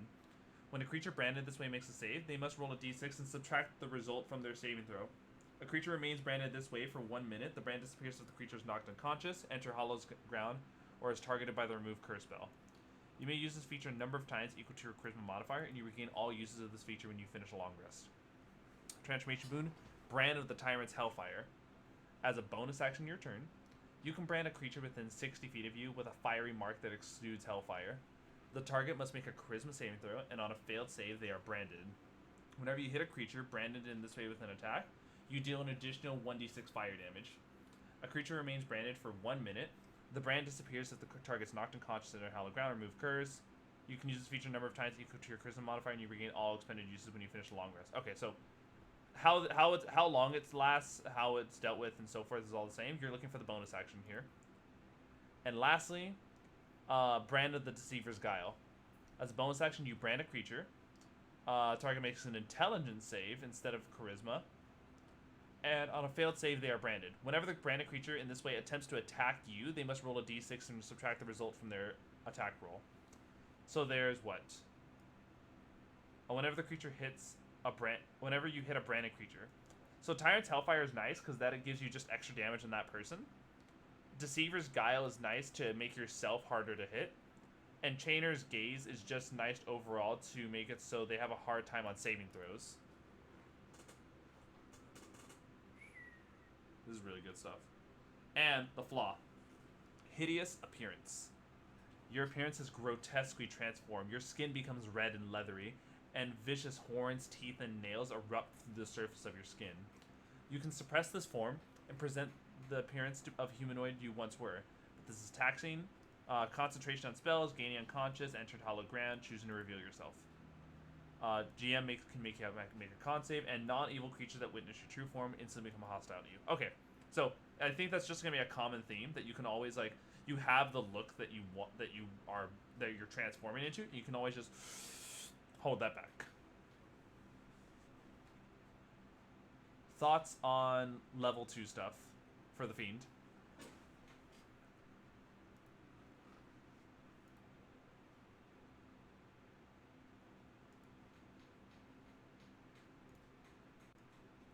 I like it. I want to say I probably still like the stuff with the aberration more. Mm-hmm. The Aberration has this tentacle base boosting power and with more transformative features. This one's interesting. I like the level 1 ability to make contracts, so this one very much focuses on interacting with your NPCs. And level 2 is focused on now that you have these contracts formed and you can now form multiple contracts. It's like, okay, now it's like, look at me, I can do better. And on top of this, let's take a look at the contracts that come at level 2. Liberating Freedom. As a bonus action, you manifest a pair of leathery wings. You gain a flying speed equal to your current speed. They dismiss as a bonus action. You cannot manifest your wings while wearing heavy armor, and you can manifest them if they have with light or medium armor that accommodates for them. And the second one, Prodigious Talent. Choose 2 of your skill proficiencies. Your proficiency bonus is doubled for any ability check that uses either of your chosen proficiencies. This ability cannot double your proficiency bonus, and the skill proficiency bonus is already being doubled. So, right off the bat, give this to a bard. Take it to the College of Lore. This is a bard with not 2, not 4, but 6. What's the one with where not proficient? Expertise skills. This bard has 6 expertise skills that allow them to be stupid good at everything. Okay. Transformation level 3. Same thing, you can pick previous forms, and you also, you can only pick one of these. Alluring Deceit. You gain mastery of deception and hollow promises. You gain proficiency in deception and persuasion. If you're already proficient, then your proficiency bonus is doubled for abilities you checks using that skill. So there's a free expertise right there, if you're already proficient with deception or persuasion. This ability has no effect on skill. The proficiency bonus is already doubled. Magic that was determined if you're telling the truth always indicates you to be truthful, and you cannot be magically compelled to tell the truth. Zone of Truth doesn't work on this Fiend. Okay. Infernal Resilience. You gain an imposing fortitude, drawing on netherworld energy. If you would take magical damage from a spell, ability, or weapon, you can use your reaction to have the amount of damage instead. You can use this feature against damage from silvered. You cannot use this feature against silvered weapons. And Netherblade. You can use a bonus action to summon a dreaded Netherblade. The blade takes the form of a simple or martial weapon that deals slashing damage of your choice. Attacks made with that blade deal fire damage and gain the following benefits. Attacks you make with the blade deal an additional 2d6.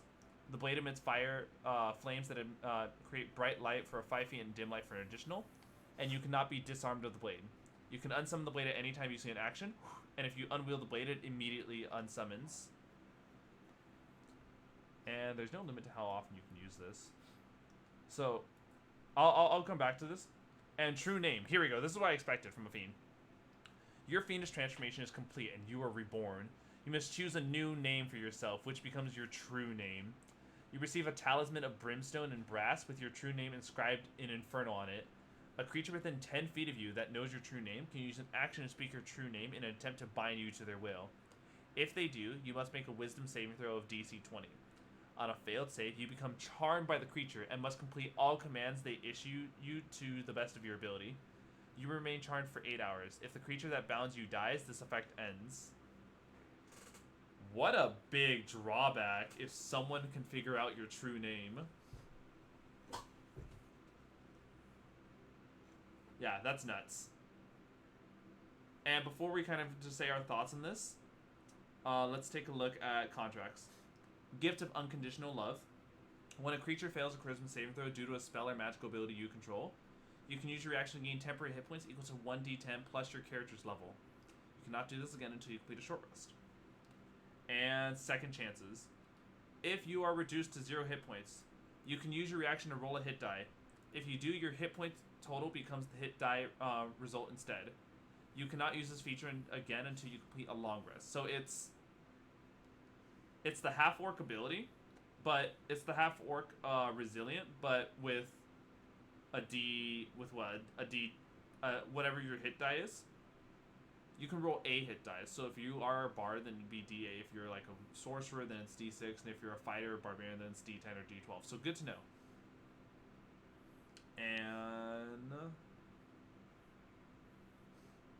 this is a really fucking strong one. I really like the aesthetic also that they're going for, because you can see this is becoming like, yes, I am Chad Demonson, lover of demons.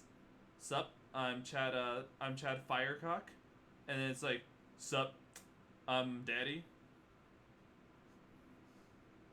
And let's head on over to Transformation 4. This is the final one. Your transformation is so far gone that you can only be wished to get this out. Lad Damon, yeah. So, commanding obedience, same thing by the way. You can only pick one. When a hostile creature you can see within 30 feet of you fails a saving throw due to a spell of first level or higher, you may command that creature to kneel. On that creature's turn, it must face you, then kneel and end its turn. While kneeling, the creature is considered prone. If the creature is immune to the prone condition, then the creature just ends its turn. Transformation Bone, Brimstone, Pyrolysis. When you inflict fire damage against a hostile creature and reduce it to 0 hit points, you can immolate that creature and turn them into a brimstone statue. A brimstone statue is the scorched remains of a corpse whose essence has burned out. A brimstone statue is the same size as the creature before it died and uses the following statistics: AC 10, hit points 10, speed 0, damage immunities, poison, and psychic. A brimstone statue that is reduced to 0 hit points falls apart and is destroyed, but it does not detonate. On your turn as an action, you can detonate one or more brimstone statues that you have created. When a brimstone statue detonates, it is destroyed, and each creature other than you within 10 feet of the statue must make a dex save or take 3d6 fire damage on a failed save and half as much on a successful one. What the fuck? Okay. And Infernal Summoning. On your turn, as an action, you can tear open a portal to the Netherworld that summons up to 4 imps. These imps are each summoned into their own unoccupied space within 30 feet of you. The summoned imps are friendly to you and your companions. They act directly after you in the initiative order. They only obey verbal commands that you issue to them. No action required. If you don't use any commands to them, they defend themselves from hostile creatures, but otherwise take no actions. The imps disappear in a shower of ash and embers after 1 hour, or if they're reduced to 0 hit points. Once you use this ability again, you can't use it again until you finish long rest. This one's, Imps aren't that strong. I get, they're like half a CR, if not like a quarter of a CR. So it's nice to have a whole, like, here's a CR 2, maybe even 1, depending, of like creatures. But still, I don't think that one is as strong because you'd supposedly be getting this at level 17. So, least desirable. And now let us see the final flaw. Pull of the Netherworld. Your new native plane attempts to pull you to it, laying claim to your form.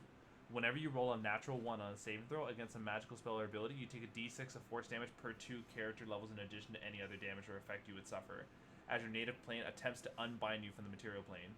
For example, a 6th level fighter would take 3d6 force damage. This damage ignores resistances and immunities. Fuck. The game, it's like, yeah, it's trying to get you to be down under. And finally, the last 2 constructs unlocked. Gift of Unbridled Power. Upon completing a short rest, you can spend 1 hit die and regain any number of spell slots whose total is equal to or less than the results of the hit dice. If you do, you suffer physical damage equal to the number of spell slots you regain. You cannot use this ability again until you complete a long rest. And Expansive Knowledge. When you complete this contract for the first time, you learn additional spells from the Cleric, Warlock, or Wizard list equal to your Charisma modifier. You must have a spell slot level equal to or greater than each of these spells. While you have the effects of the contract and no other contract active, you know these spells in addition to your total spells known. All right, that was the Fiend. Thoughts on this?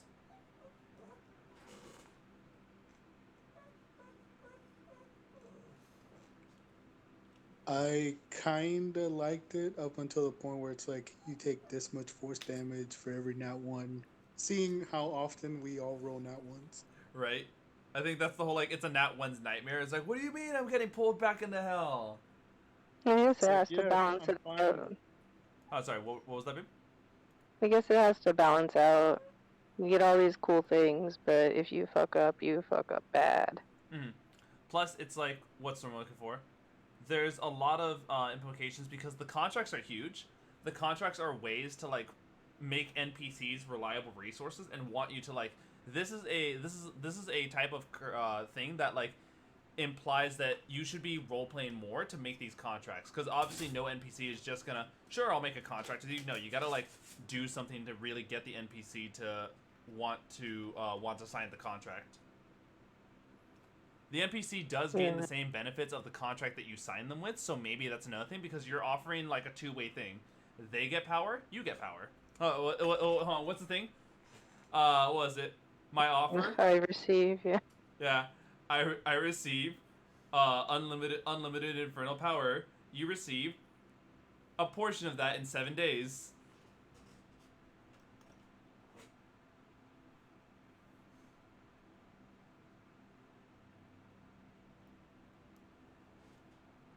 Let me go ahead and pull up. Yeah, high risk, high reward. All right, Lich. Let's go. Okay, so, the screams of souls torn from their bodies echo over the electric cackling of forbidden magic. A skeletal form rapidly stitches in flesh and muscle to its frame, creating a seemingly living man, a man from an age and kingdom long gone, a man who has conquered death and risen again to enact his insidious form from millennia ago. The screams stop and are replaced with murmurs as the corpses of the fallen arise as undead. An ancient figure slowly turns the pages of a decrepit tome, possessing forbidden cosmic knowledge. Tracing a bony finger over the inscription, the figure turns its head, revealing a gaunt, deathly face. I do not receive company often. It rasps, slowly locking eyes with the broad-shouldered warrior. The warrior makes no movement or gestures, save for his eyes, which dart rapidly around the room in search for an escape. Oh, do not struggle. It will be over soon. The deathly figure continues, raising itself from a couch. The very fabric of the room appears to warp and shudder with the figure's power and authority. The Lich is to the arcane what a king is to their kingdom, undisputed, absolute power. Resting upon a throne of raw, world-rending spellcasting potential, a Lich comes as close to a god as any mortal could imagine. However, this awe-inspiring power comes at a dear price. Immune to the effects of age, but not time. A Lich is destined to exist without living for eternity. While this drives some Liches mad and others evil, it makes them all physically decrepit and feeble. Time itself takes their body from them until they are reduced to a skeletal head, passively watching the world pass them by. Okay. Becoming a Lich. Across the multiverse, there are many ways to become a Lich, each determining the type of Lich the mortal becomes. However, within Atharis, there is only one type of Lich, as there is only one known method to ascending to Lichdom, the Ritual of Dread. The process of this ritual is a well-guarded secret, entrusted to only a handful of mortals at any one time. The process of the ritual involves several dissectable acts, including murder, brewing a vile concoction, and even one's own death. However, it is the process of tearing one's soul from the body that is most despised, for this process involves the sacrifice of something truly dear to a mortal, and no substitute will be accepted. For some, it is the death of a cherished loved one. For others, it is a family legacy. Regardless of the sacrifice, unless the Deathscape spirits deem it worthy, the Lichdom will not be granted. Transformation features. You need to have an intelligence of 16. Oh wow, that's a pretty high requirement for a Lich, because the previous ones were like 13 for the requirement. Spellcasting ability. You must have the ability to cast 7th level spells. Oh, okay. Yeah. I was like, there's no way they're giving this to like a level 5 or a level 1 character. This is fucking high level stuff. You must It's complete. absolutely something you work an entire campaign to get to. Yes. Oh, time for me to really work on XenoLich's data sheet with this stuff. Okay. You must complete the Ritual of the Dread. The process of the ritual is partially described, but left intentionally vague so it can be tailored to your setting and campaign.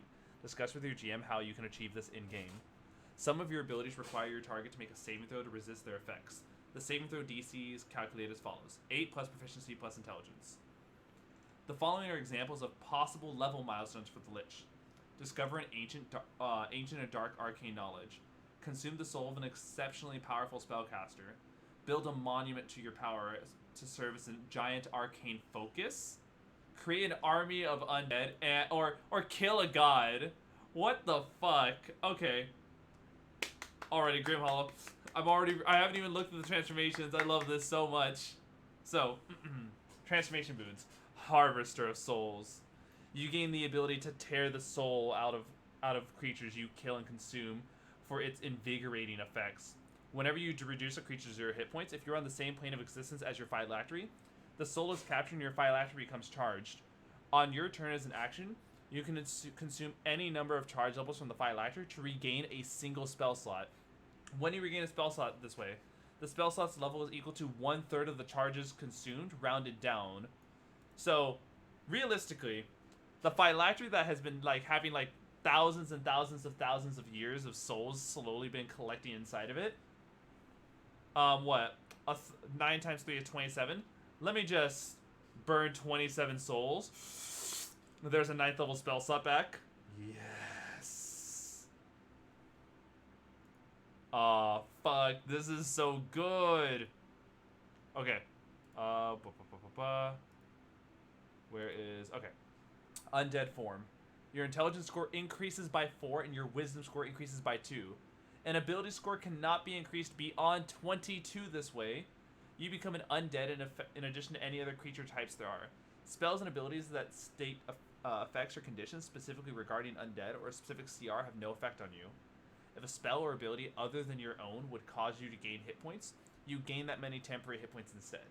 If you are reduced to 0 hit points and fall unconscious as a result, any healing you receive will stabilize you and leave you on 1 hit point and unconscious. You stop aging, you're immune to any effect that would age you, and you cannot die from old age. You do not require air, food, drink, or sleep. Any healing will restabilize you and leave you at 1 point unconscious. Okay, this is good. So it really does take on this whole, I just need even the slightest bit of healing. It does not matter how much you heal me for. I will just always be 1 hit point. Alright, I'm ready to go. And the flaw, phylactery. Yep, here it is. So, transformation flaw, phylactery. You have successfully torn your soul from your body and trapped it in a suitable object. The object must be a trinket or item no larger than 1 square foot in any size. This item becomes your phylactery.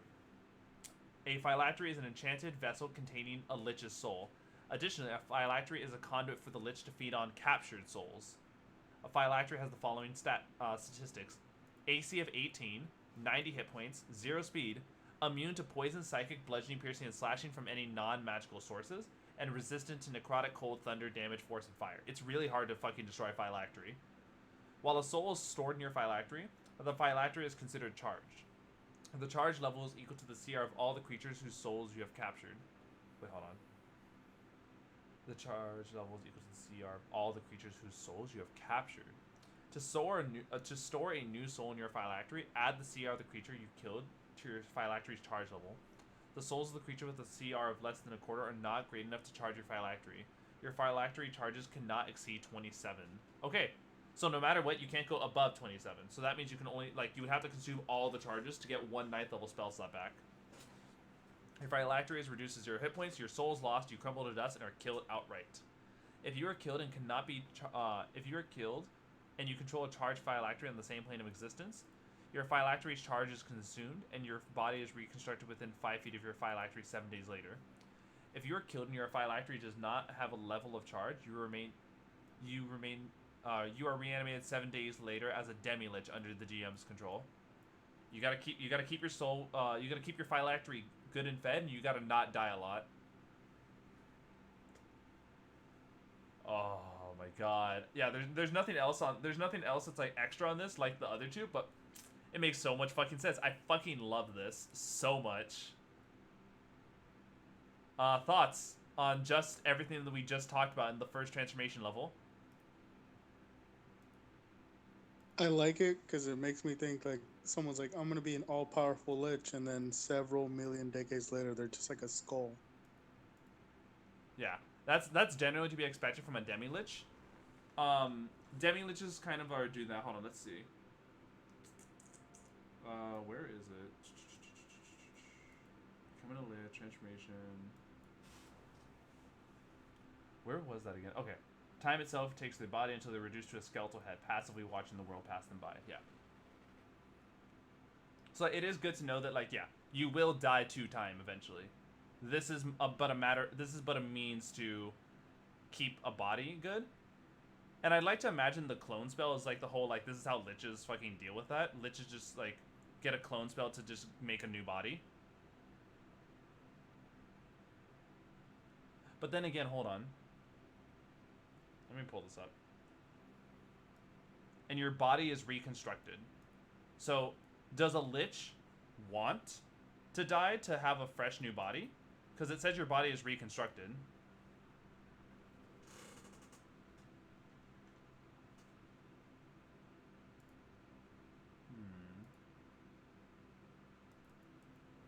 Orochimaru, Arcane Gogurt, Solgurt. Telekinesis still floating school time. Orochimaru. Yeah. You, like, find ways to, like, gain new bodies. And I would rule it that because it says body is reconstructed, this is why, like, it's enticed for the lich to, like, go out and, like, find adventurers to provide a challenge. Because the lich is not going to go down, like a fucking cakewalk. But he definitely wants to, like, die so that he can go from skeletal form to back to the good old XenoLich form I used to be. So, and then it's this constant, like, you die, you get your body reconstructed, and eventually you just, hey, look at this. I need to go fill up my phylactery. Time to go out and go kill some more people. Okay. Transformation level 2, you pick one of the following effects. Puppet Master. Undead creatures of CR 1 or less that you animate with spells or abilities become permanently under your control. In addition, other creatures cannot gain control of undead creatures you have raised. That's huge. That's huge for necromancers. Lichdom of the Arcane. Whenever you kill a creature with a spell, we apply an additional effect depending on the damage dealt. Any effects with range are centered on a measure on or measured from the kill target, and if required, use your transformation save DC. So, fire, necrotic, or poison. Fire. The target is vaporized into a cloud of ash and smoke. The space that the creature died in and every space within 5 feet of it are considered heavily obscured for 1 minute. Winds of moderate or greater speed also disperse the cloud. Let's see. I think the soul is what age, so the body doesn't matter. Yeah, exactly. Necrotic. As the soul of your enemy leaves their body, you're able to siphon off part of their life force. You regain hit points equal to your intelligence modifier. And poison. The target of the creatures within 10 feet of the... Target creature within 10 feet of the killed creature. The target must succeed on a con save, regain the poison condition for 1 minute. Pretty nice. So it's like poison, bounce, bounce, bounce, bounce, bounce. Okay. And Rift of the Dreadscapes. You gain the ability to open a rift to the Dreadscapes. As an action on your turn, you can choose a point within 5 feet of you to open the rift. Once opened, the rift stretches out from that point to a 20-foot radius sphere. When a creature other than you enters the rift's area for the first time in its turn, or starts its turn there, they make a con save against your transformation DC. On a failed save, the creature suffers 10d10 necrotic damage, or half as much on a successful save. Undead creatures are immune to damage from this ability. The rift remains open for 1 minute, but closes if you become unconscious. Once you use this ability, you cannot use it again until you complete a long rest. And the flaw. Hideous appearance. Oh, look at this. You have a grotesque form. You can't concentrate on spells, gaining unconscious condition, entering Hollow Ground, or choosing to reveal yourself. Same thing as before. Okay. Level 3. Same thing, new boons. Let's see, do any of these have requirements? No, none of them have requirements at all. So, Relentless Undead. Whenever an undead creature you control reduces 0 hit points, it may immediately move up to its full speed and make an attack action before dying. This feature has no effect if the creature has been reduced to 0 hit points by radiant damage. This is good. This is really good. Okay. Arcane Supremacy. You become an exemplar of the arcane power. When you cast a concentration spell, if you're already concentrating on one, you do not lose concentration on that spell. Instead, you gain 1 level of exhaustion. If you're already concentrated on more than one spell, this feature has no effect. If you cast a 3rd concentration spell during this time, you lose concentration on one of the 2 spells. Once you use this feature, you cannot use it again until you complete a long rest. Very good. Nice way to like make it that the Lich is really powerful because they can do 2 concentration spells at once. Staff of the Dreadscapes. Starting at 3rd level, you can use an action to summon a deadly staff made of blackened bone and twisted rotwood. The staff is the same as a quarterstaff with the following features. Necrotic damage dealt by you ignores resistance to necrotic. Your spell save DC and transformation DC are both increased by 2. And food and non-creature plants the staff touches wither and decay.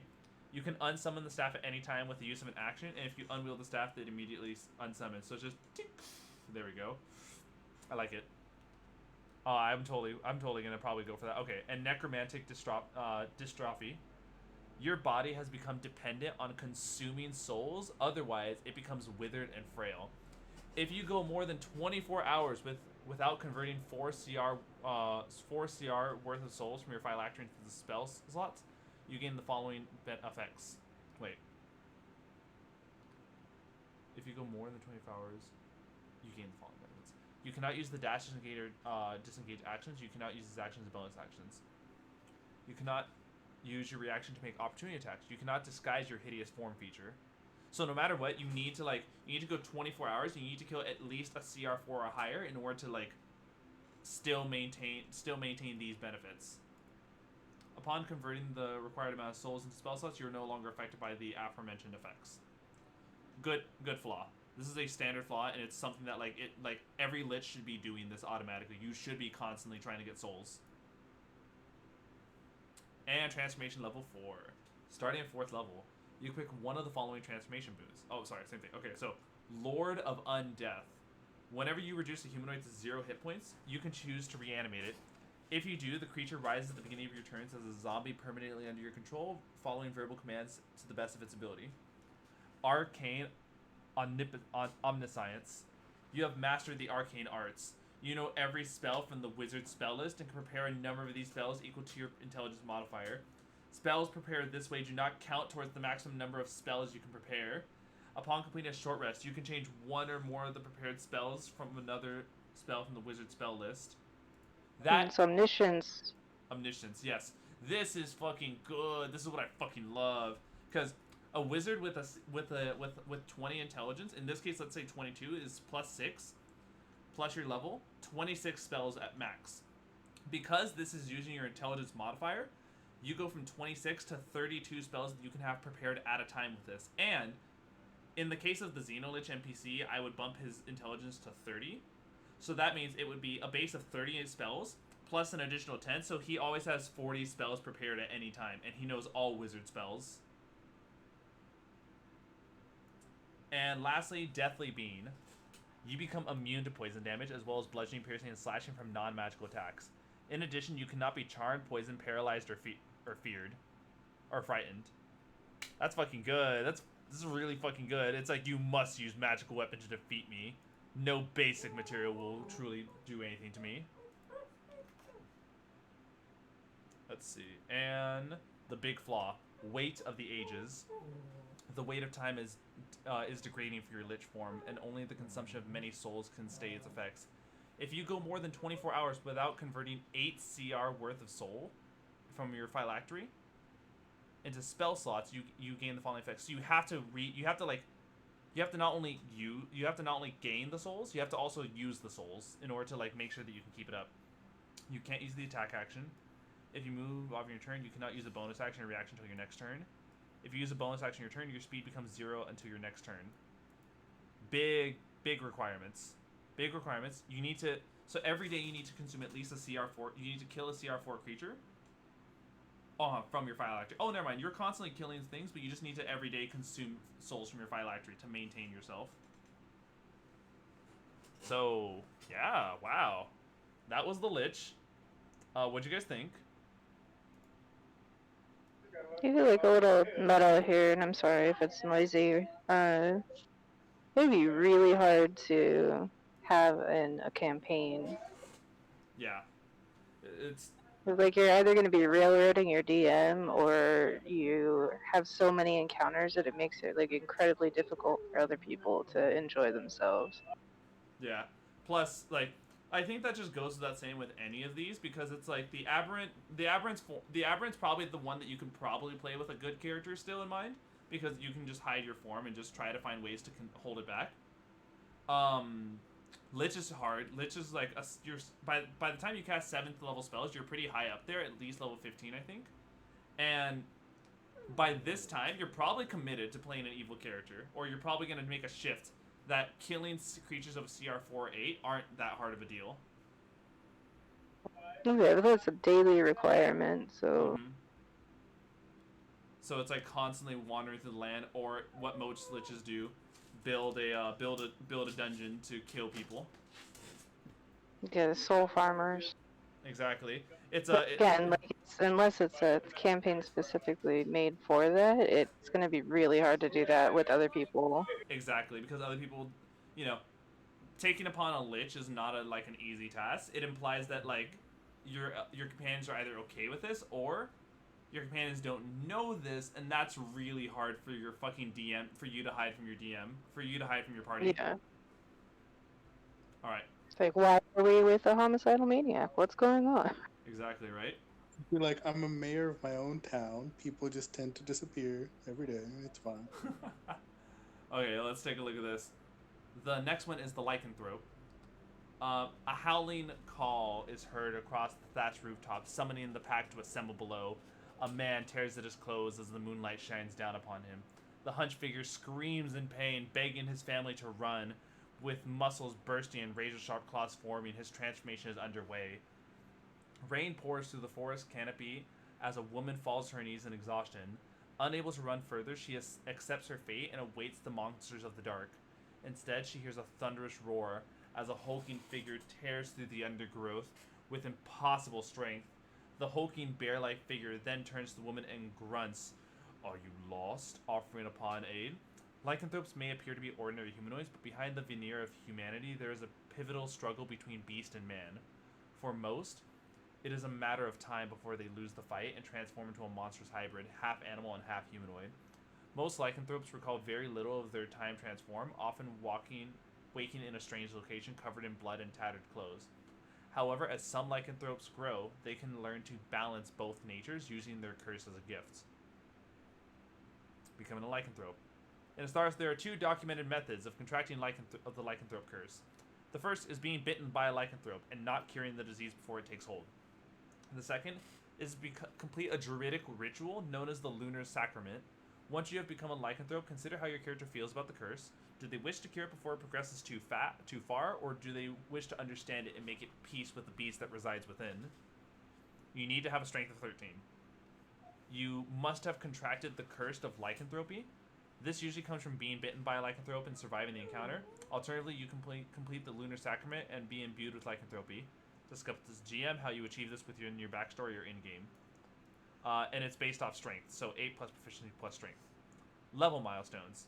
Establishing a pact of other lycanthropes, killing an alpha lycanthrope, gaining control of your animalistic urges, or unleashing the beast within and losing your humanity. I like how, like, 3 of them resist the urge, kill a fucking leader, or establish pact, or the 4th one just give in, just fucking accept the animal. Starting at 1st level, you gain the following benefits. Hybrid transformation. As an action, you transform into a monstrous hybrid, half beast, half sentient. While in your hybrid form, the following rules apply. You can't concentrate on spells, or you can't cast spells or concentrate on spells. Your ability to speak is reduced to short, basic, guttural responses. Your stats remain the same as your humanoid stats. Any armor you're wearing merges into your hybrid form and immediately drops to the ground. The DM may decide if they feel the armor is too large to merge. While transformed and not wearing any armor or using a shield, your AC equals your con plus dex. So this is like totally up a barbarian's alley, by the way. Or like a fighter that's dex con based. While transformed, you can use weapons and equipment as normal, unless specified elsewhere.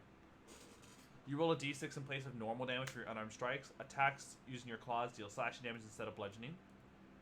When making the attack action, you may substitute one attack to make an unarmed bite attack. If it hits, it's 1d8 plus your strength. And if you make the bite attack, you can't make another one until the beginning of your next turn. And if you make the attack action, as a bonus action, you may make an unarmed claw attack or bite attack, provided you have not already used your bonus action. Your hybrid form lasts a number of hours equal to your Constitution modifier and ends early if you're knocked unconscious or reduces 0 hit points. You can end your hybrid form by using an action on your turn. This is a number of hours. Your con modifier needs to be at least +1. Preferably, you're gonna like aim to have a pretty high con with this, but still, that's a lot of hours. That's 5 hours of this. And boon. Shape changes form. Your strength increases by 2, your con increases by 1, and an ability score cannot be increased beyond 16 this way. You become a shape changer, and shape changer ability spells don't work on you. What is this? Transformation refers to multiple instances for in-game purposes. Disarm. Okay. The GM decides if the creature is considered helpless or not. Okay, that makes sense. And the flaw. Lust for the hunt. The savage nature of your curse sometimes causes you to lose control. These ferocious tendencies are a constant struggle between you as a humanoid and the beast within. When you are in your hybrid form, you must succeed at a DC 10 wisdom save at the beginning of your each turn or lose control.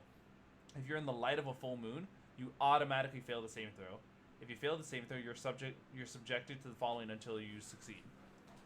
You must move towards the closest non-player creature you can see, smell, or hear, prioritizing helpless creatures. If you end your movement and no non-player creatures within 5 feet of you, then you must use your action to dash towards one. If there's a non-player character within 5 feet of you and you have not used your action, you must make a melee attack against it, prioritizing helpless creatures. And if you make a melee attack against a creature and that creature is still alive, then you must use your bonus action to make an unarmed claw or bite attack against the same creature. Additionally, if you're subjected to the light of a full moon and you succeed a DC 20 wisdom save, or automatically turn into your hybrid form, you cannot transform back until dawn. If you succeed on this saving throw, you're immune to the effect for 24 hours. Solid. Alright. So far here, let's do the thing where we kind of like get a good read through it all, or at least through halfway through it. Transformation level 2.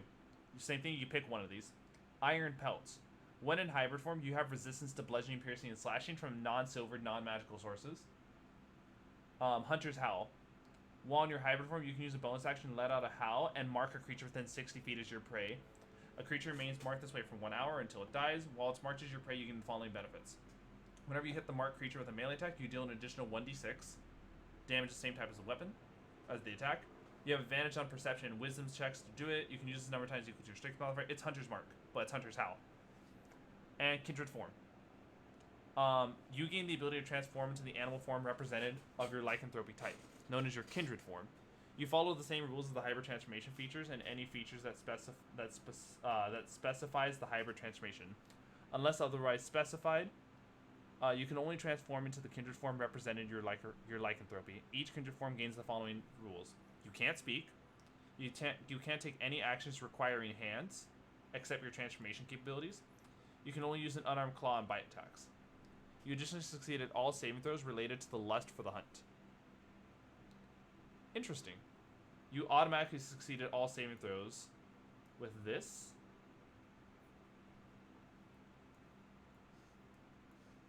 So while you're in full animal form, it's considered that you're going full beast or you're going full human. If you're mixing between the two, that's where the lust for the hunt kicks in.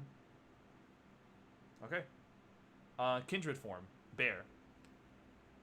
You can speak to and understand other bears. When you make a saving throw, you can add your Constitution modifier to the result, and your Hit point maximum increases by 15 hit points. You're in control with that, yeah. Wolf. You can speak to and understand other wolves. When making an attack against a creature of an ally within 5 feet of the creature not incapacitated, you have advantage, and your speed increases by 20 feet to a maximum of 60. And the flaw, silver sensitivity. You have developed a debilitating sensitivity to silver. While in your hybrid form or kindred form, you have vulnerability to silvered weapons. In addition, you cannot have resistance to attacks made with a silvered weapon at all. Level 3. Titanic Vigor. Your hit point maximum increases by an amount equal to twice your character level, and it increases by 2 every time you gain a character level. Additionally, when in your hybrid form, you gain 5 temporary hit points at the start of your turn. Transformation boon, Predatory Leap. Your jump distance is doubled. In addition, in hybrid form, If you jumped more than 5 feet and land within 5 feet of a creature, you can immediately take the attack action to attack the creature. On hit, they make a strength save or become prone on a failed save. You can decide to automatically grapple the target if they fail their save. And Bestial Savagery. You have embraced the animalistic side of your transformation. While in your hybrid form, you gain the following benefits. Your unarmed attacks deal a d8 and are considered magical. Your AC increases by 1, and you're immune to the charmed and frightened conditions. And the new flaw, fraying memories. You have begun to suffer the effects of sharing a mind with two personalities. Memories of less practical significance have been lost to new ones of mindless hunts. You have disadvantages on intelligence, ability and skill checks recalling information or knowledge. Oh, okay. And finally, transformation level 4. Savage instincts. You have developed an unrelenting thirst for bloodshed and carnage. While in your hybrid form, if you hit a creature with an unarmed attack and they're missing any hit points, the base damage die is increased to a d12. Kindred affinity. You have reached true harmony with your kindred form, achieving a state of peace most lycanthropes never find. You gain the following benefits while in your hybrid form. You can speak. You can cast spells without needing to provide their verbal or somatic components. Additionally, you can cast spells without needing to provide material components, provided they do not have a gold cost. Friendly creatures within 20 feet of you have advantage on wisdom ability checks and saving throws. Unstoppable rage. You have become a visage of unkillable carnage or slaughter even other lycanthropes fear. When you reduce to 0 hit points and are not killed outright, you are not knocked unconscious. You can take the future turns as though you were not at 0 hit points and not affected by all spells, abilities, and features as normal. While you have 0 hit points, taking damages causes death saving throws as normal, and 3 death saving throws can still kill you. And predatory nature is the final flaw. You've begun to realize the true cost of your transformation. The beast within has gained more control of your body than you have. While you can control it at times, you know it cannot be contained forever, and when it breaks free, it will delight in any slaughter it can find. You gain the following features. If you can see, hear, or smell a helpless creature, you gain disadvantage on all wisdom saving throws.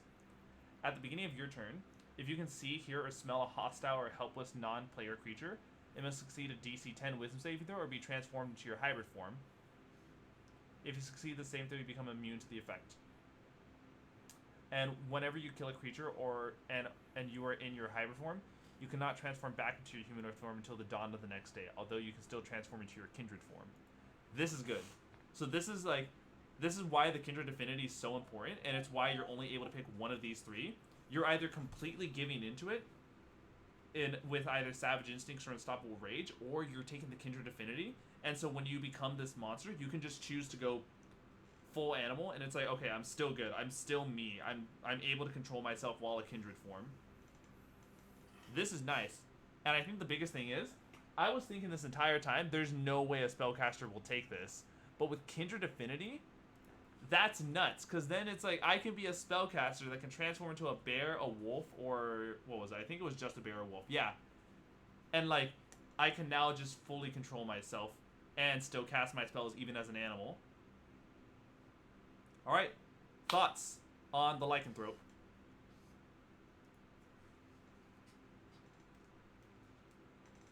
I really like it. I could see, especially since the Lich requires you to be evil. If it was just a group of different, like, a lycanthrope and aberration, they could all work together. Mm-hmm. Yeah. Funny enough, it implies that at the end of this, where it's like, oh, these are all working together. Let's see, I think we've done 4 of them, right? Because it's like Fiend, Lich, Aberrant, Lycanthrope. Okay, so we still have 2 more to go through. Reminds me of the wolf one from The Witcher. Yeah. Okay. This one's an interesting one that they added. The Seraph, or the Seraph. Incense burns dimly as muffled coughs echo throughout the musty room. Loved ones hold each other as bedridden woman exhales for the last time, her scared face bearing the mortifying lessons of the weeping pox. Her family sobs too, lost in their sorrow to notice how the smoldering embers radiate and shine. A woman with flowing robes and platinum hair approaches, radiant energy emanating from her folded angelic wings. Hold on for but a moment, my child, she whispers. Mercy has been granted. With a thunderous boom, the Seraph's hammer collides with the skeletal abomination. Shards of bones scatter across the dilapidated chapel floor as the monster roars in pain. Gritting her teeth, the angelic form proclaims, "By all that is holy, you will be vanquished." Golden fires erupt from her hammer as she prepares for another strike. Seraphs are mortals who have transformed into celestial representations of a virtue or ideal. Exalted by a higher power, Seraphs are selected by divine beings after long and patient observation, confirming that the mortal displays pure character. Seraphs are selected from noble maidens, tireless crusaders, or other exemplary individuals who are prepared to become the physical manifestations of righteousness. Come here, Lola. Okay, whatever. Becoming a seraph. I'm gonna seraph. Yeah. Where the hell is this? Seraph, like seraphim. Seraph. Okay, thank you. Seraph. This is a charge not to be taken lightly, and those who display righteousness with the intention of becoming a seraph are usually overlooked for this reason. When becoming a seraph, consider why your character was chosen. Do you display hidden merit? Are you devoted to a cause they will value? Transformation features. You need to have a wisdom of 13. You must have been exalted by an arch seraph, divine cosmic energies, or have some other plausible reason to become a seraph discussed with the GM. And of course, your saving throws is based off wisdom. Leveling milestones. Defeating a powerful force of darkness. Creating a hallowed landmark for pilgrims. Establish a parish of worshippers who uphold your virtue. Establish a portal between the material plane and the Imperium. Or redeem a soul that was considered beyond redemption. Level 1. Celestial form. Wisdom increases by 2, your constitution increases by 1, and it can't be increased by 16.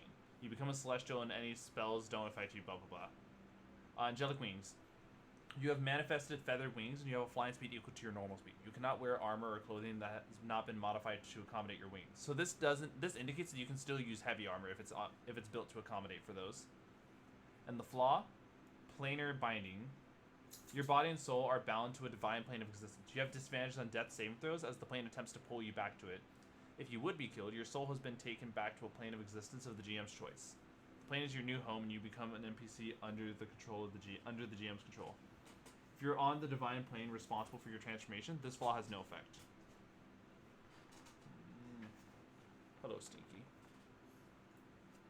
Here, you get to join the stream. So, alright. Transformation level 2. When you are an allied creature, you can... Oh, sorry, yeah, you pick one of these, by the way. Divine Retribution. When you are an allied creature you can see within 30 feet takes the attack action, you can use your reaction to imbue them with a holy zeal. Immediately after the target completes the attack action, they can make an additional attack as a bonus action. On hit, the hit target takes an additional 1d8 radiant damage. You may use this feature a number of times equal to your wisdom modifier. You regain all uses whenever you finish a long rest. So like the Fiend, let's see if it's like high risk, high reward. Yeah, let's take a look. Divine Clemency. When you are a creature you can see within 60 feet of you takes damage, you can use your reaction to cast a spell of first level or higher. Spell must target the damaged creature and restore hit points to it. You may use this feature a number of times equal to your wisdom modifier, and regain all expended use when you finish a long rest. Okay, side note. This means Cure Wounds or Healing Word is now a reaction-based spell. That's fucking... okay. Divine Expedition. At the beginning of another creature's turn, you can use your reaction to move yourself up to your speed or allow that ally you can see within 60 feet to move up to their speed. Movement made this way does not cost attacks of opportunity. You can use this feature a number of times equal to your wisdom mod. You regain all expended uses. You can use your reaction. So this is really, really good. At the beginning of another creature's turn. Okay. Divine Appearance. This is the flaw. Same thing as the previous. You can't concentrate, gain unconscious condition. Let's see. In events of extreme emotional or physical stress, the DM may call for a con save. Evil humanoids that witness or hear about your true form become instantly hostile. If the creature is scared of you or decides that you are too powerful to fight in an attempt to harm you another way, but it will not give up on destroying you. Okay. I like the fact that it's evil humanoids, whereas like everything before has been like non-evil humanoids. Level 3 transformation. Radiant Strike. Whenever you hit a target with a melee attack, then you take an additional d6. This damage increases to 2d6 if they're Fey, Fiend, or Undead. Cleanse Affliction. When you cast a spell that restores hit points to an ally, you can remove one condition being inflicted on them by a spell or ability. Celestial Judgment. You can use a bonus action to summon a powerful bow made of divine light. The bow is the same as a longbow, except its attacks made with it deal radiant and have the following features. The bow does not use ammunition. Instead, the wielder draws the bowstring in an ethereal arrow of radiant light forms. Attacks deal an additional 1d8 against fiends, fey, and undead. The bow deals an additional 2d8 radiant damage instead. The bow's radiant form emits bright light in a 5-foot radius and dim light for an additional 5 feet. You can unsummon the bow at any time. Blah, blah, blah. Beacon of Darkness is now the new flaw. You have become a seraph of noted virtue and divinity. This has made you a target for all that is dark in the world. Whenever you or an ally within 30 feet whenever you or an ally within 30 feet commits an act of greater evil, such as murdering a helpless innocent, a small amount of darkness attaches itself to you, and you gain 1 corruption point to a maximum of 5. Whether the act constitutes greater evil is determined by the GM. Whenever you make an attack roll against an evil creature or make a saving throw against a spell or ability from an evil creature, subtract the number of corruption points you have from the roll. Whenever you complete a short or long rest and have prayed for at least 1 hour, you can reduce the number of corruption points you have by 1. This is crazy. So it's like, guys, please, for the love of God, please don't be murder hobos around me. I can't have this happen. Otherwise, I'm not going to be able to be good with my angel. This is the anti-murder hobo build. But let's take a look. Transformation level 4. Aura of Holy Purge. You emit an aura of righteous fervor. This aura radiates up to 20 feet from you while you're conscious. When you or an ally within range of your aura hits a hostile creature, they can choose for that hit to be a critical instead. Once a creature has benefited from this feature, they cannot benefit it again until they finish a long rest. Time to kill a village. No! Aura of Merciful Blessing. You emit an aura of invigoration and fortitude. This aura radiates up to 20 feet while you're conscious. When you or ally within range of your aura reduces 0 hit points, they're reduced to 1 instead. They can only benefit from this once per long rest. And the next aura, when you or an ally within range of your aura make a dexterity check to determine initiative, they can get a +5 to results. In addition, on the creature's turn, they get advantage on the attack roll, and they can only benefit from this once per long rest. But now, Pull of the Empyrean. Your new native plane attempts to draw you in. Whenever you roll a nat 1, you take a d6 of force per 2 class levels. For example, fighter d6. Okay, so it's the fiend, but just you're being pulled to the plane of good, not the plane of evil. All right. Thoughts on the Seraph?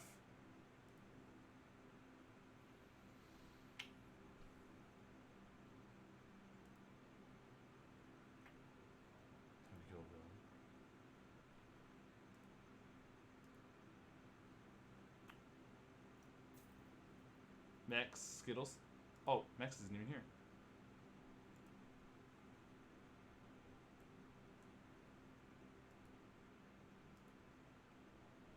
Right. Pretty good Paladin Cleric hybrid. Yeah, this is gonna be really good for that. Have you seen a show called Good Omens or read the book? No, I have not. The main characters, I want to say, are an angel and a demon. This one absolutely reminds me of the angel getting corrupted by the demon, just slowly. And everything that the demon says makes perfect sense. It's fine. Exactly, actually. This is totally going to be good for that. Alright, here. Honestly, the transformations, I can see why it is a lot. We're probably going to give it a call after we go over the last transformation, which is the vampire. A lone figure, clad in burnished steel, grants the roaring infantry as they charge through the breach of the castle's wall. In a flash of black mist, the figure appears in front of the soldiers, striking them down with inhuman speed. Candlelight flickers as the hooded advisor leans over an ornate throne, whispering machinations into her lord's ensnared mind. The chamber erupts in commotion as the lord announces further powers be granted to the Residence Merchant Guild. Vampires are creatures of cursed blood and tragic existence. Exquisite food, a warm summer's breeze, and growing old with loved ones are all luxuries a vampire will never experience. Unable to enjoy many of the fineries of life as they once knew it, vampires often become bitter creatures filled with hate for everything they once loved. Becoming a vampire. You need to have a dexterity. I also, side note, so this confirmed it, that like each of these 6 things are based off of a different stat, with like the first one being con, and like now we're at dexterity after going through all of them. Okay. Vampires spawn into the world when a mortal contracts the sanguine curse, dies, and is reborn undead. There are a variety of ways to contract the curse. Vampire may have offered their blood to a loyal servant, powerful ally, or a loved one they wish to elevate. More commonly, a vampire may have bitten you, and you survive the vampire's attack long enough to contract the sanguine curse before perishing and being reborn. Other methods include ancient dark magic as well as powerful but cursed magical artifacts. Regardless of how you become a vampire, you should discuss with your GM that type of vampire you would like to become. Okay. So, milestone, pretty obvious. We've kind of just explained it right there in the bit. And it's based... Whoa, hold on. Wait. The saving throw is not based off of the stat that brought you into this. It's based off of dexterity instead. So, interesting to go with that idea. Let's go ahead and take a look. Establish a covenant of vampire spawns. Drink the blood of a legendary monster. Learn the great secrets of vampirism from a vampire lord. Learn to embrace your hideous form and lose the ability to conceal it. Discover the lost crypts of an ancient vampire and consume its essence. Okay. Here we go. Blood Fury. You have become possessed by a thirst that grips all vampires. In combat, this thirst derives into an insatiable frenzy of bloodshed. Whenever you deal combat damage with an unarmed strike or melee ranged weapon to a target that can bleed, and is not undead or a construct, you gain 1 Fury point. You may only have a maximum of Fury points 4 at any time. Upon completing a short rest, the number of Fury points you have is reset to 0. These points are used by certain abilities that you can learn throughout your transformation levels. And Blood Fury abilities. You can spend Fury points to use the following abilities.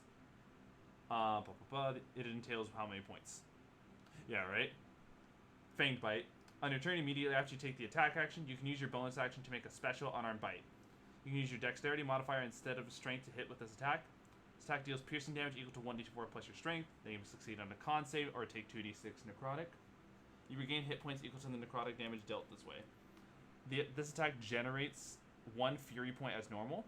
If this attack reduces human creature of size medium or smaller to 0, you regain 3 Fury points instead. Okay, so this is a free, like, all you need is 1 Fury point to build this up, and then every time you successfully hit with this, you keep getting that 1 Fury point refunded, and if you kill a creature, you get 3. So all you have to do is hit once, and then you're good. Calculated Strike. When you hit with a melee weapon attack, you may use this ability. Add a d6 of the same damage type. If this ability is used, no Fury points are generated. Sorry. If you, Rage. yeah, if you do so, you may add 1d6. If this ability is used, no Fury points are generated from this attack. Interesting. You need, oh, so I see. You need at least 1 Fury point to use it, but using this ability doesn't cost Fury points at all. Oh, wait, hold on. If this ability is used, no Fury points are generated for the attack. So it's like you're losing Fury points to add d6s of the same damage type. 2 Fury points. Vampiric Mist. As a bonus action, you can disappear, into mist, and teleport up to 30 feet. So you get Misty Step as a free casting for 2 Fury points.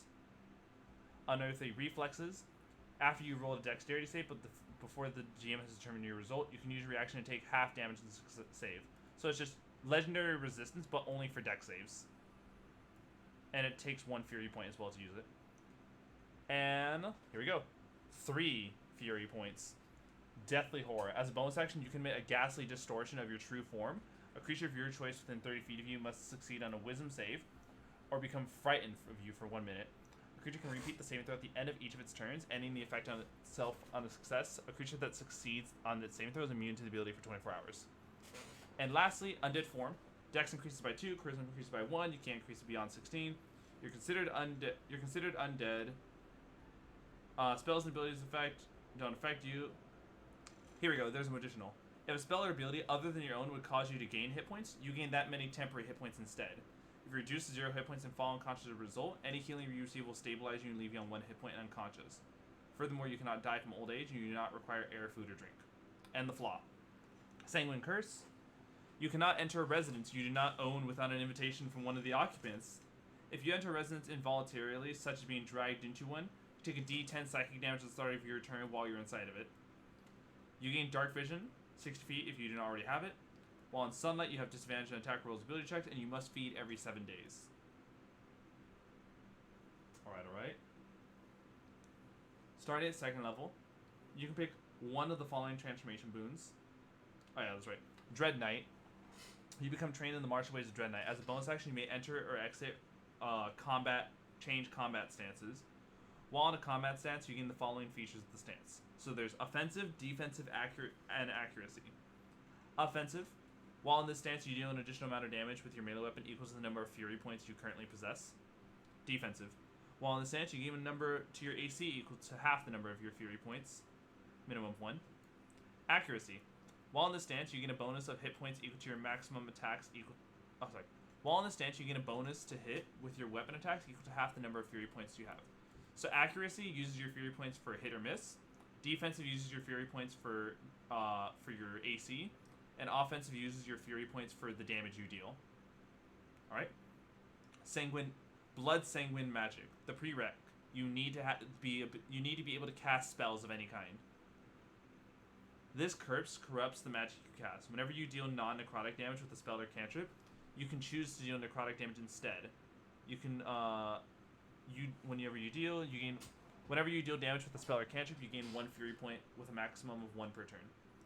Additionally, you gain the following Blood Fury abilities, 2 new ones. Cast in Blood. The next time you cast the damage dealing cantrip, you can add your charisma modifier to the damage you deal. And for 3, Sanguine Spellbinding. The next time a creature makes a charisma, intelligence, or wisdom save against the spell you have, they have disadvantage. If it affects multiple creatures at the same time, you choose which creature is affected. Alright. And Shapeshifter. You can use the action to polymorph into a tiny bat or back into your normal form. While in bat form, you gain the following features. Walking speed is 5, you have a flying speed of 30. If you have sunlight hypersensitivity, it's reduced to sunlight sensitivity. While in sunlight, you have disadvantage on attack rolls and ability checks, but take no damage from direct contact with the sun. While in bat form, you can't speak. Any object you're holding merges with you. GM decides it's too big. Become unconscious, you revert back. You can use an action to turn into mist. While into mist, you can gain the following feature. You can't take action, speak, or manipulate objects. You're weightless, and with a flying speed of 20 feet, you can hover and enter any hostile creature space. In addition, if air can fit through space, then you can as well. You have advantage on strength, dex, and con saving throws, and are immune to all non-magical damage except any damage you take from sunlight. Any object you hold merges with you, and if you become unconscious, you go back to vampire form. And the flaw. Oh, same thing. Concentrate on spell, gaining the unconscious condition, entering hollow ground, sunlight, free-flowing water. Like, it shows your vampire form. And it's just the whole, good people might look at you weird. Alright. Crew Riposte. When a creature within 5 feet of you makes an attack against you, you may use your reaction to make a melee attack against the attacking creature. You may use this feature a number of times equal to your dex modifier, and regain all expended uses on long rest. This is pretty nice. So this is a free... It's Riposte from the fighter. Creatures of the Night. Once per turn, you can magically call on your aid 2d4 swarms of bats or 2d4 swarms of rats. When outdoors, you can summon 2d4 wolves instead of rats. These creatures arrive at the end of your next turn at the destination of the GM's choice within 30 feet of you, and they are under your control. They act immediately after you in initiative, and stay there for 1 hour. Captivating Glance. You have proficiency with Deception or Persuasion. You are expertise with them if you're already proficient with them. And if you ever gain double proficiency for one or both of these skills, you gain +2 for that skill instead. Additionally, thoughts cannot be read. Your thoughts cannot be read by any means. And the new flaw, Greater Sanguine Curse. You take 1d10 acid damage if you end your turn in running water. Superior Dark Vision out to 120 feet. You take 1d10 radiant damage when you start your turn in sunlight, and you must feed now every 3 days. And finally, Level 4 Transformation. So, Transformation, the Grim Executioner requires that you have Death Knight already. You have mastered the martial techniques of the Dread Knight. Whenever you roll a critical with a melee range, and the target has 50 hit points or fewer, you kill the target outright. If the target has more than 50 hit points, you deal an extra 66 damage. This is fucking nuts. Okay. Beguilers and enchantments. You need Captivating Glance. Once per long wish, you gain the ability to manipulate the mind of a humanoid with your sanguine magic. You can use an action to make an incapacitated humanoid charmed by you for 24 hours, or until you target a different humanoid. If you use this ability on the same target for 30 unbroken days, the target becomes permanently charmed by you. You can use this ability on another humanoid once you have permanently charmed the previous humanoid. You can have a maximum number of enthralled humanoids equal to your charisma modifier. If the number of enthralled exceeds, you lose concentration to all of them. The charmed effect can be removed with the remove curse spell or any other spell with or ability with similar effects. And the last boon, regenerate. You regain 10 hit points at the start of your turn if you have at least 1 hit point and are not in sunlight or running water.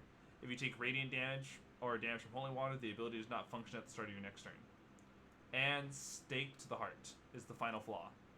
Whenever you're attacked by a creature with a wooden or silvered weapons, if they score a natural 20 on hit and you have 50 hit points or less, they manage to lodge the weapon into your heart and you become paralyzed for 1 hour until the weapon is removed, whichever is greater. And that is the vampire, and that makes the final transformation. What did you guys think?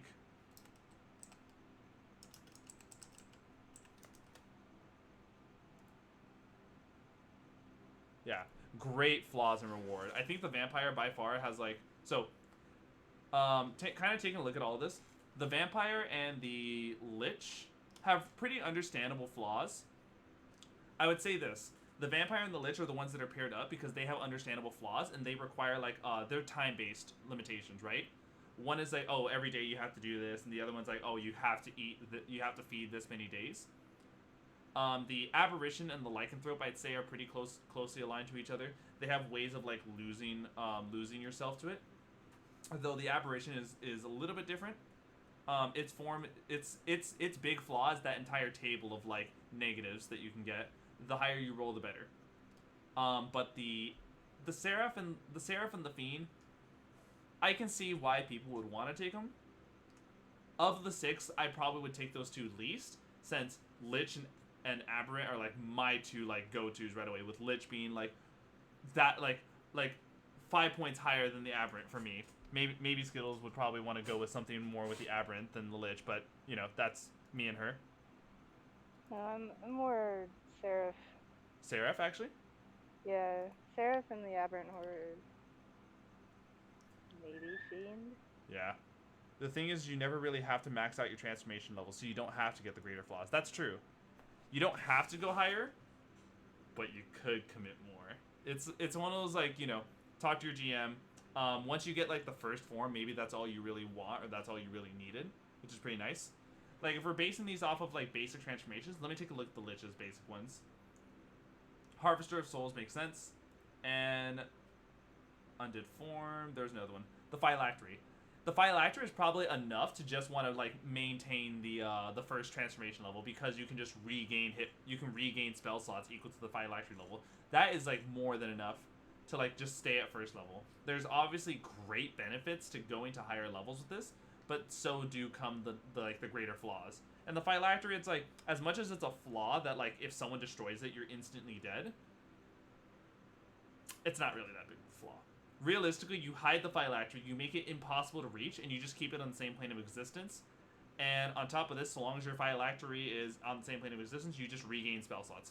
The Lich is the one with the least amount of negatives until from transformation 1 until you hit higher transformations. You're kind of not really getting that much negative. It's the angel and it's the seraph and the fiend that have the biggest negatives at level 1, because that's disadvantages on death saves. It implies that you're kind of already having a hard time living with this, especially because the plane's trying to pull you further. Commit fully to it. Yeah, I would agree with that. The Aberrant Horror is the one, I think, which is the one that has the most benefits over its detriments. The Lycanthrope, depending on the path you go, could completely, like, destroy its negatives, but that's only if you don't want to, like, go for maximum damage and you want to become, like, I am truly the animal within. Oh. But with that, we're going to go ahead and give it a call for today's stream. thank you so much for tuning on in. It's been a pleasure having you all join and watch us. And if you enjoyed today's content, please be sure to support by following and subscribing on Twitch. For any more content, future content polls, or even stream notifications, be sure to follow my Twitter and join the Undead Legion on Discord. And if you are looking for any VODs such as today's episode, please be sure to check out the XenoLich YouTube channel. Be safe and have a good night, everyone.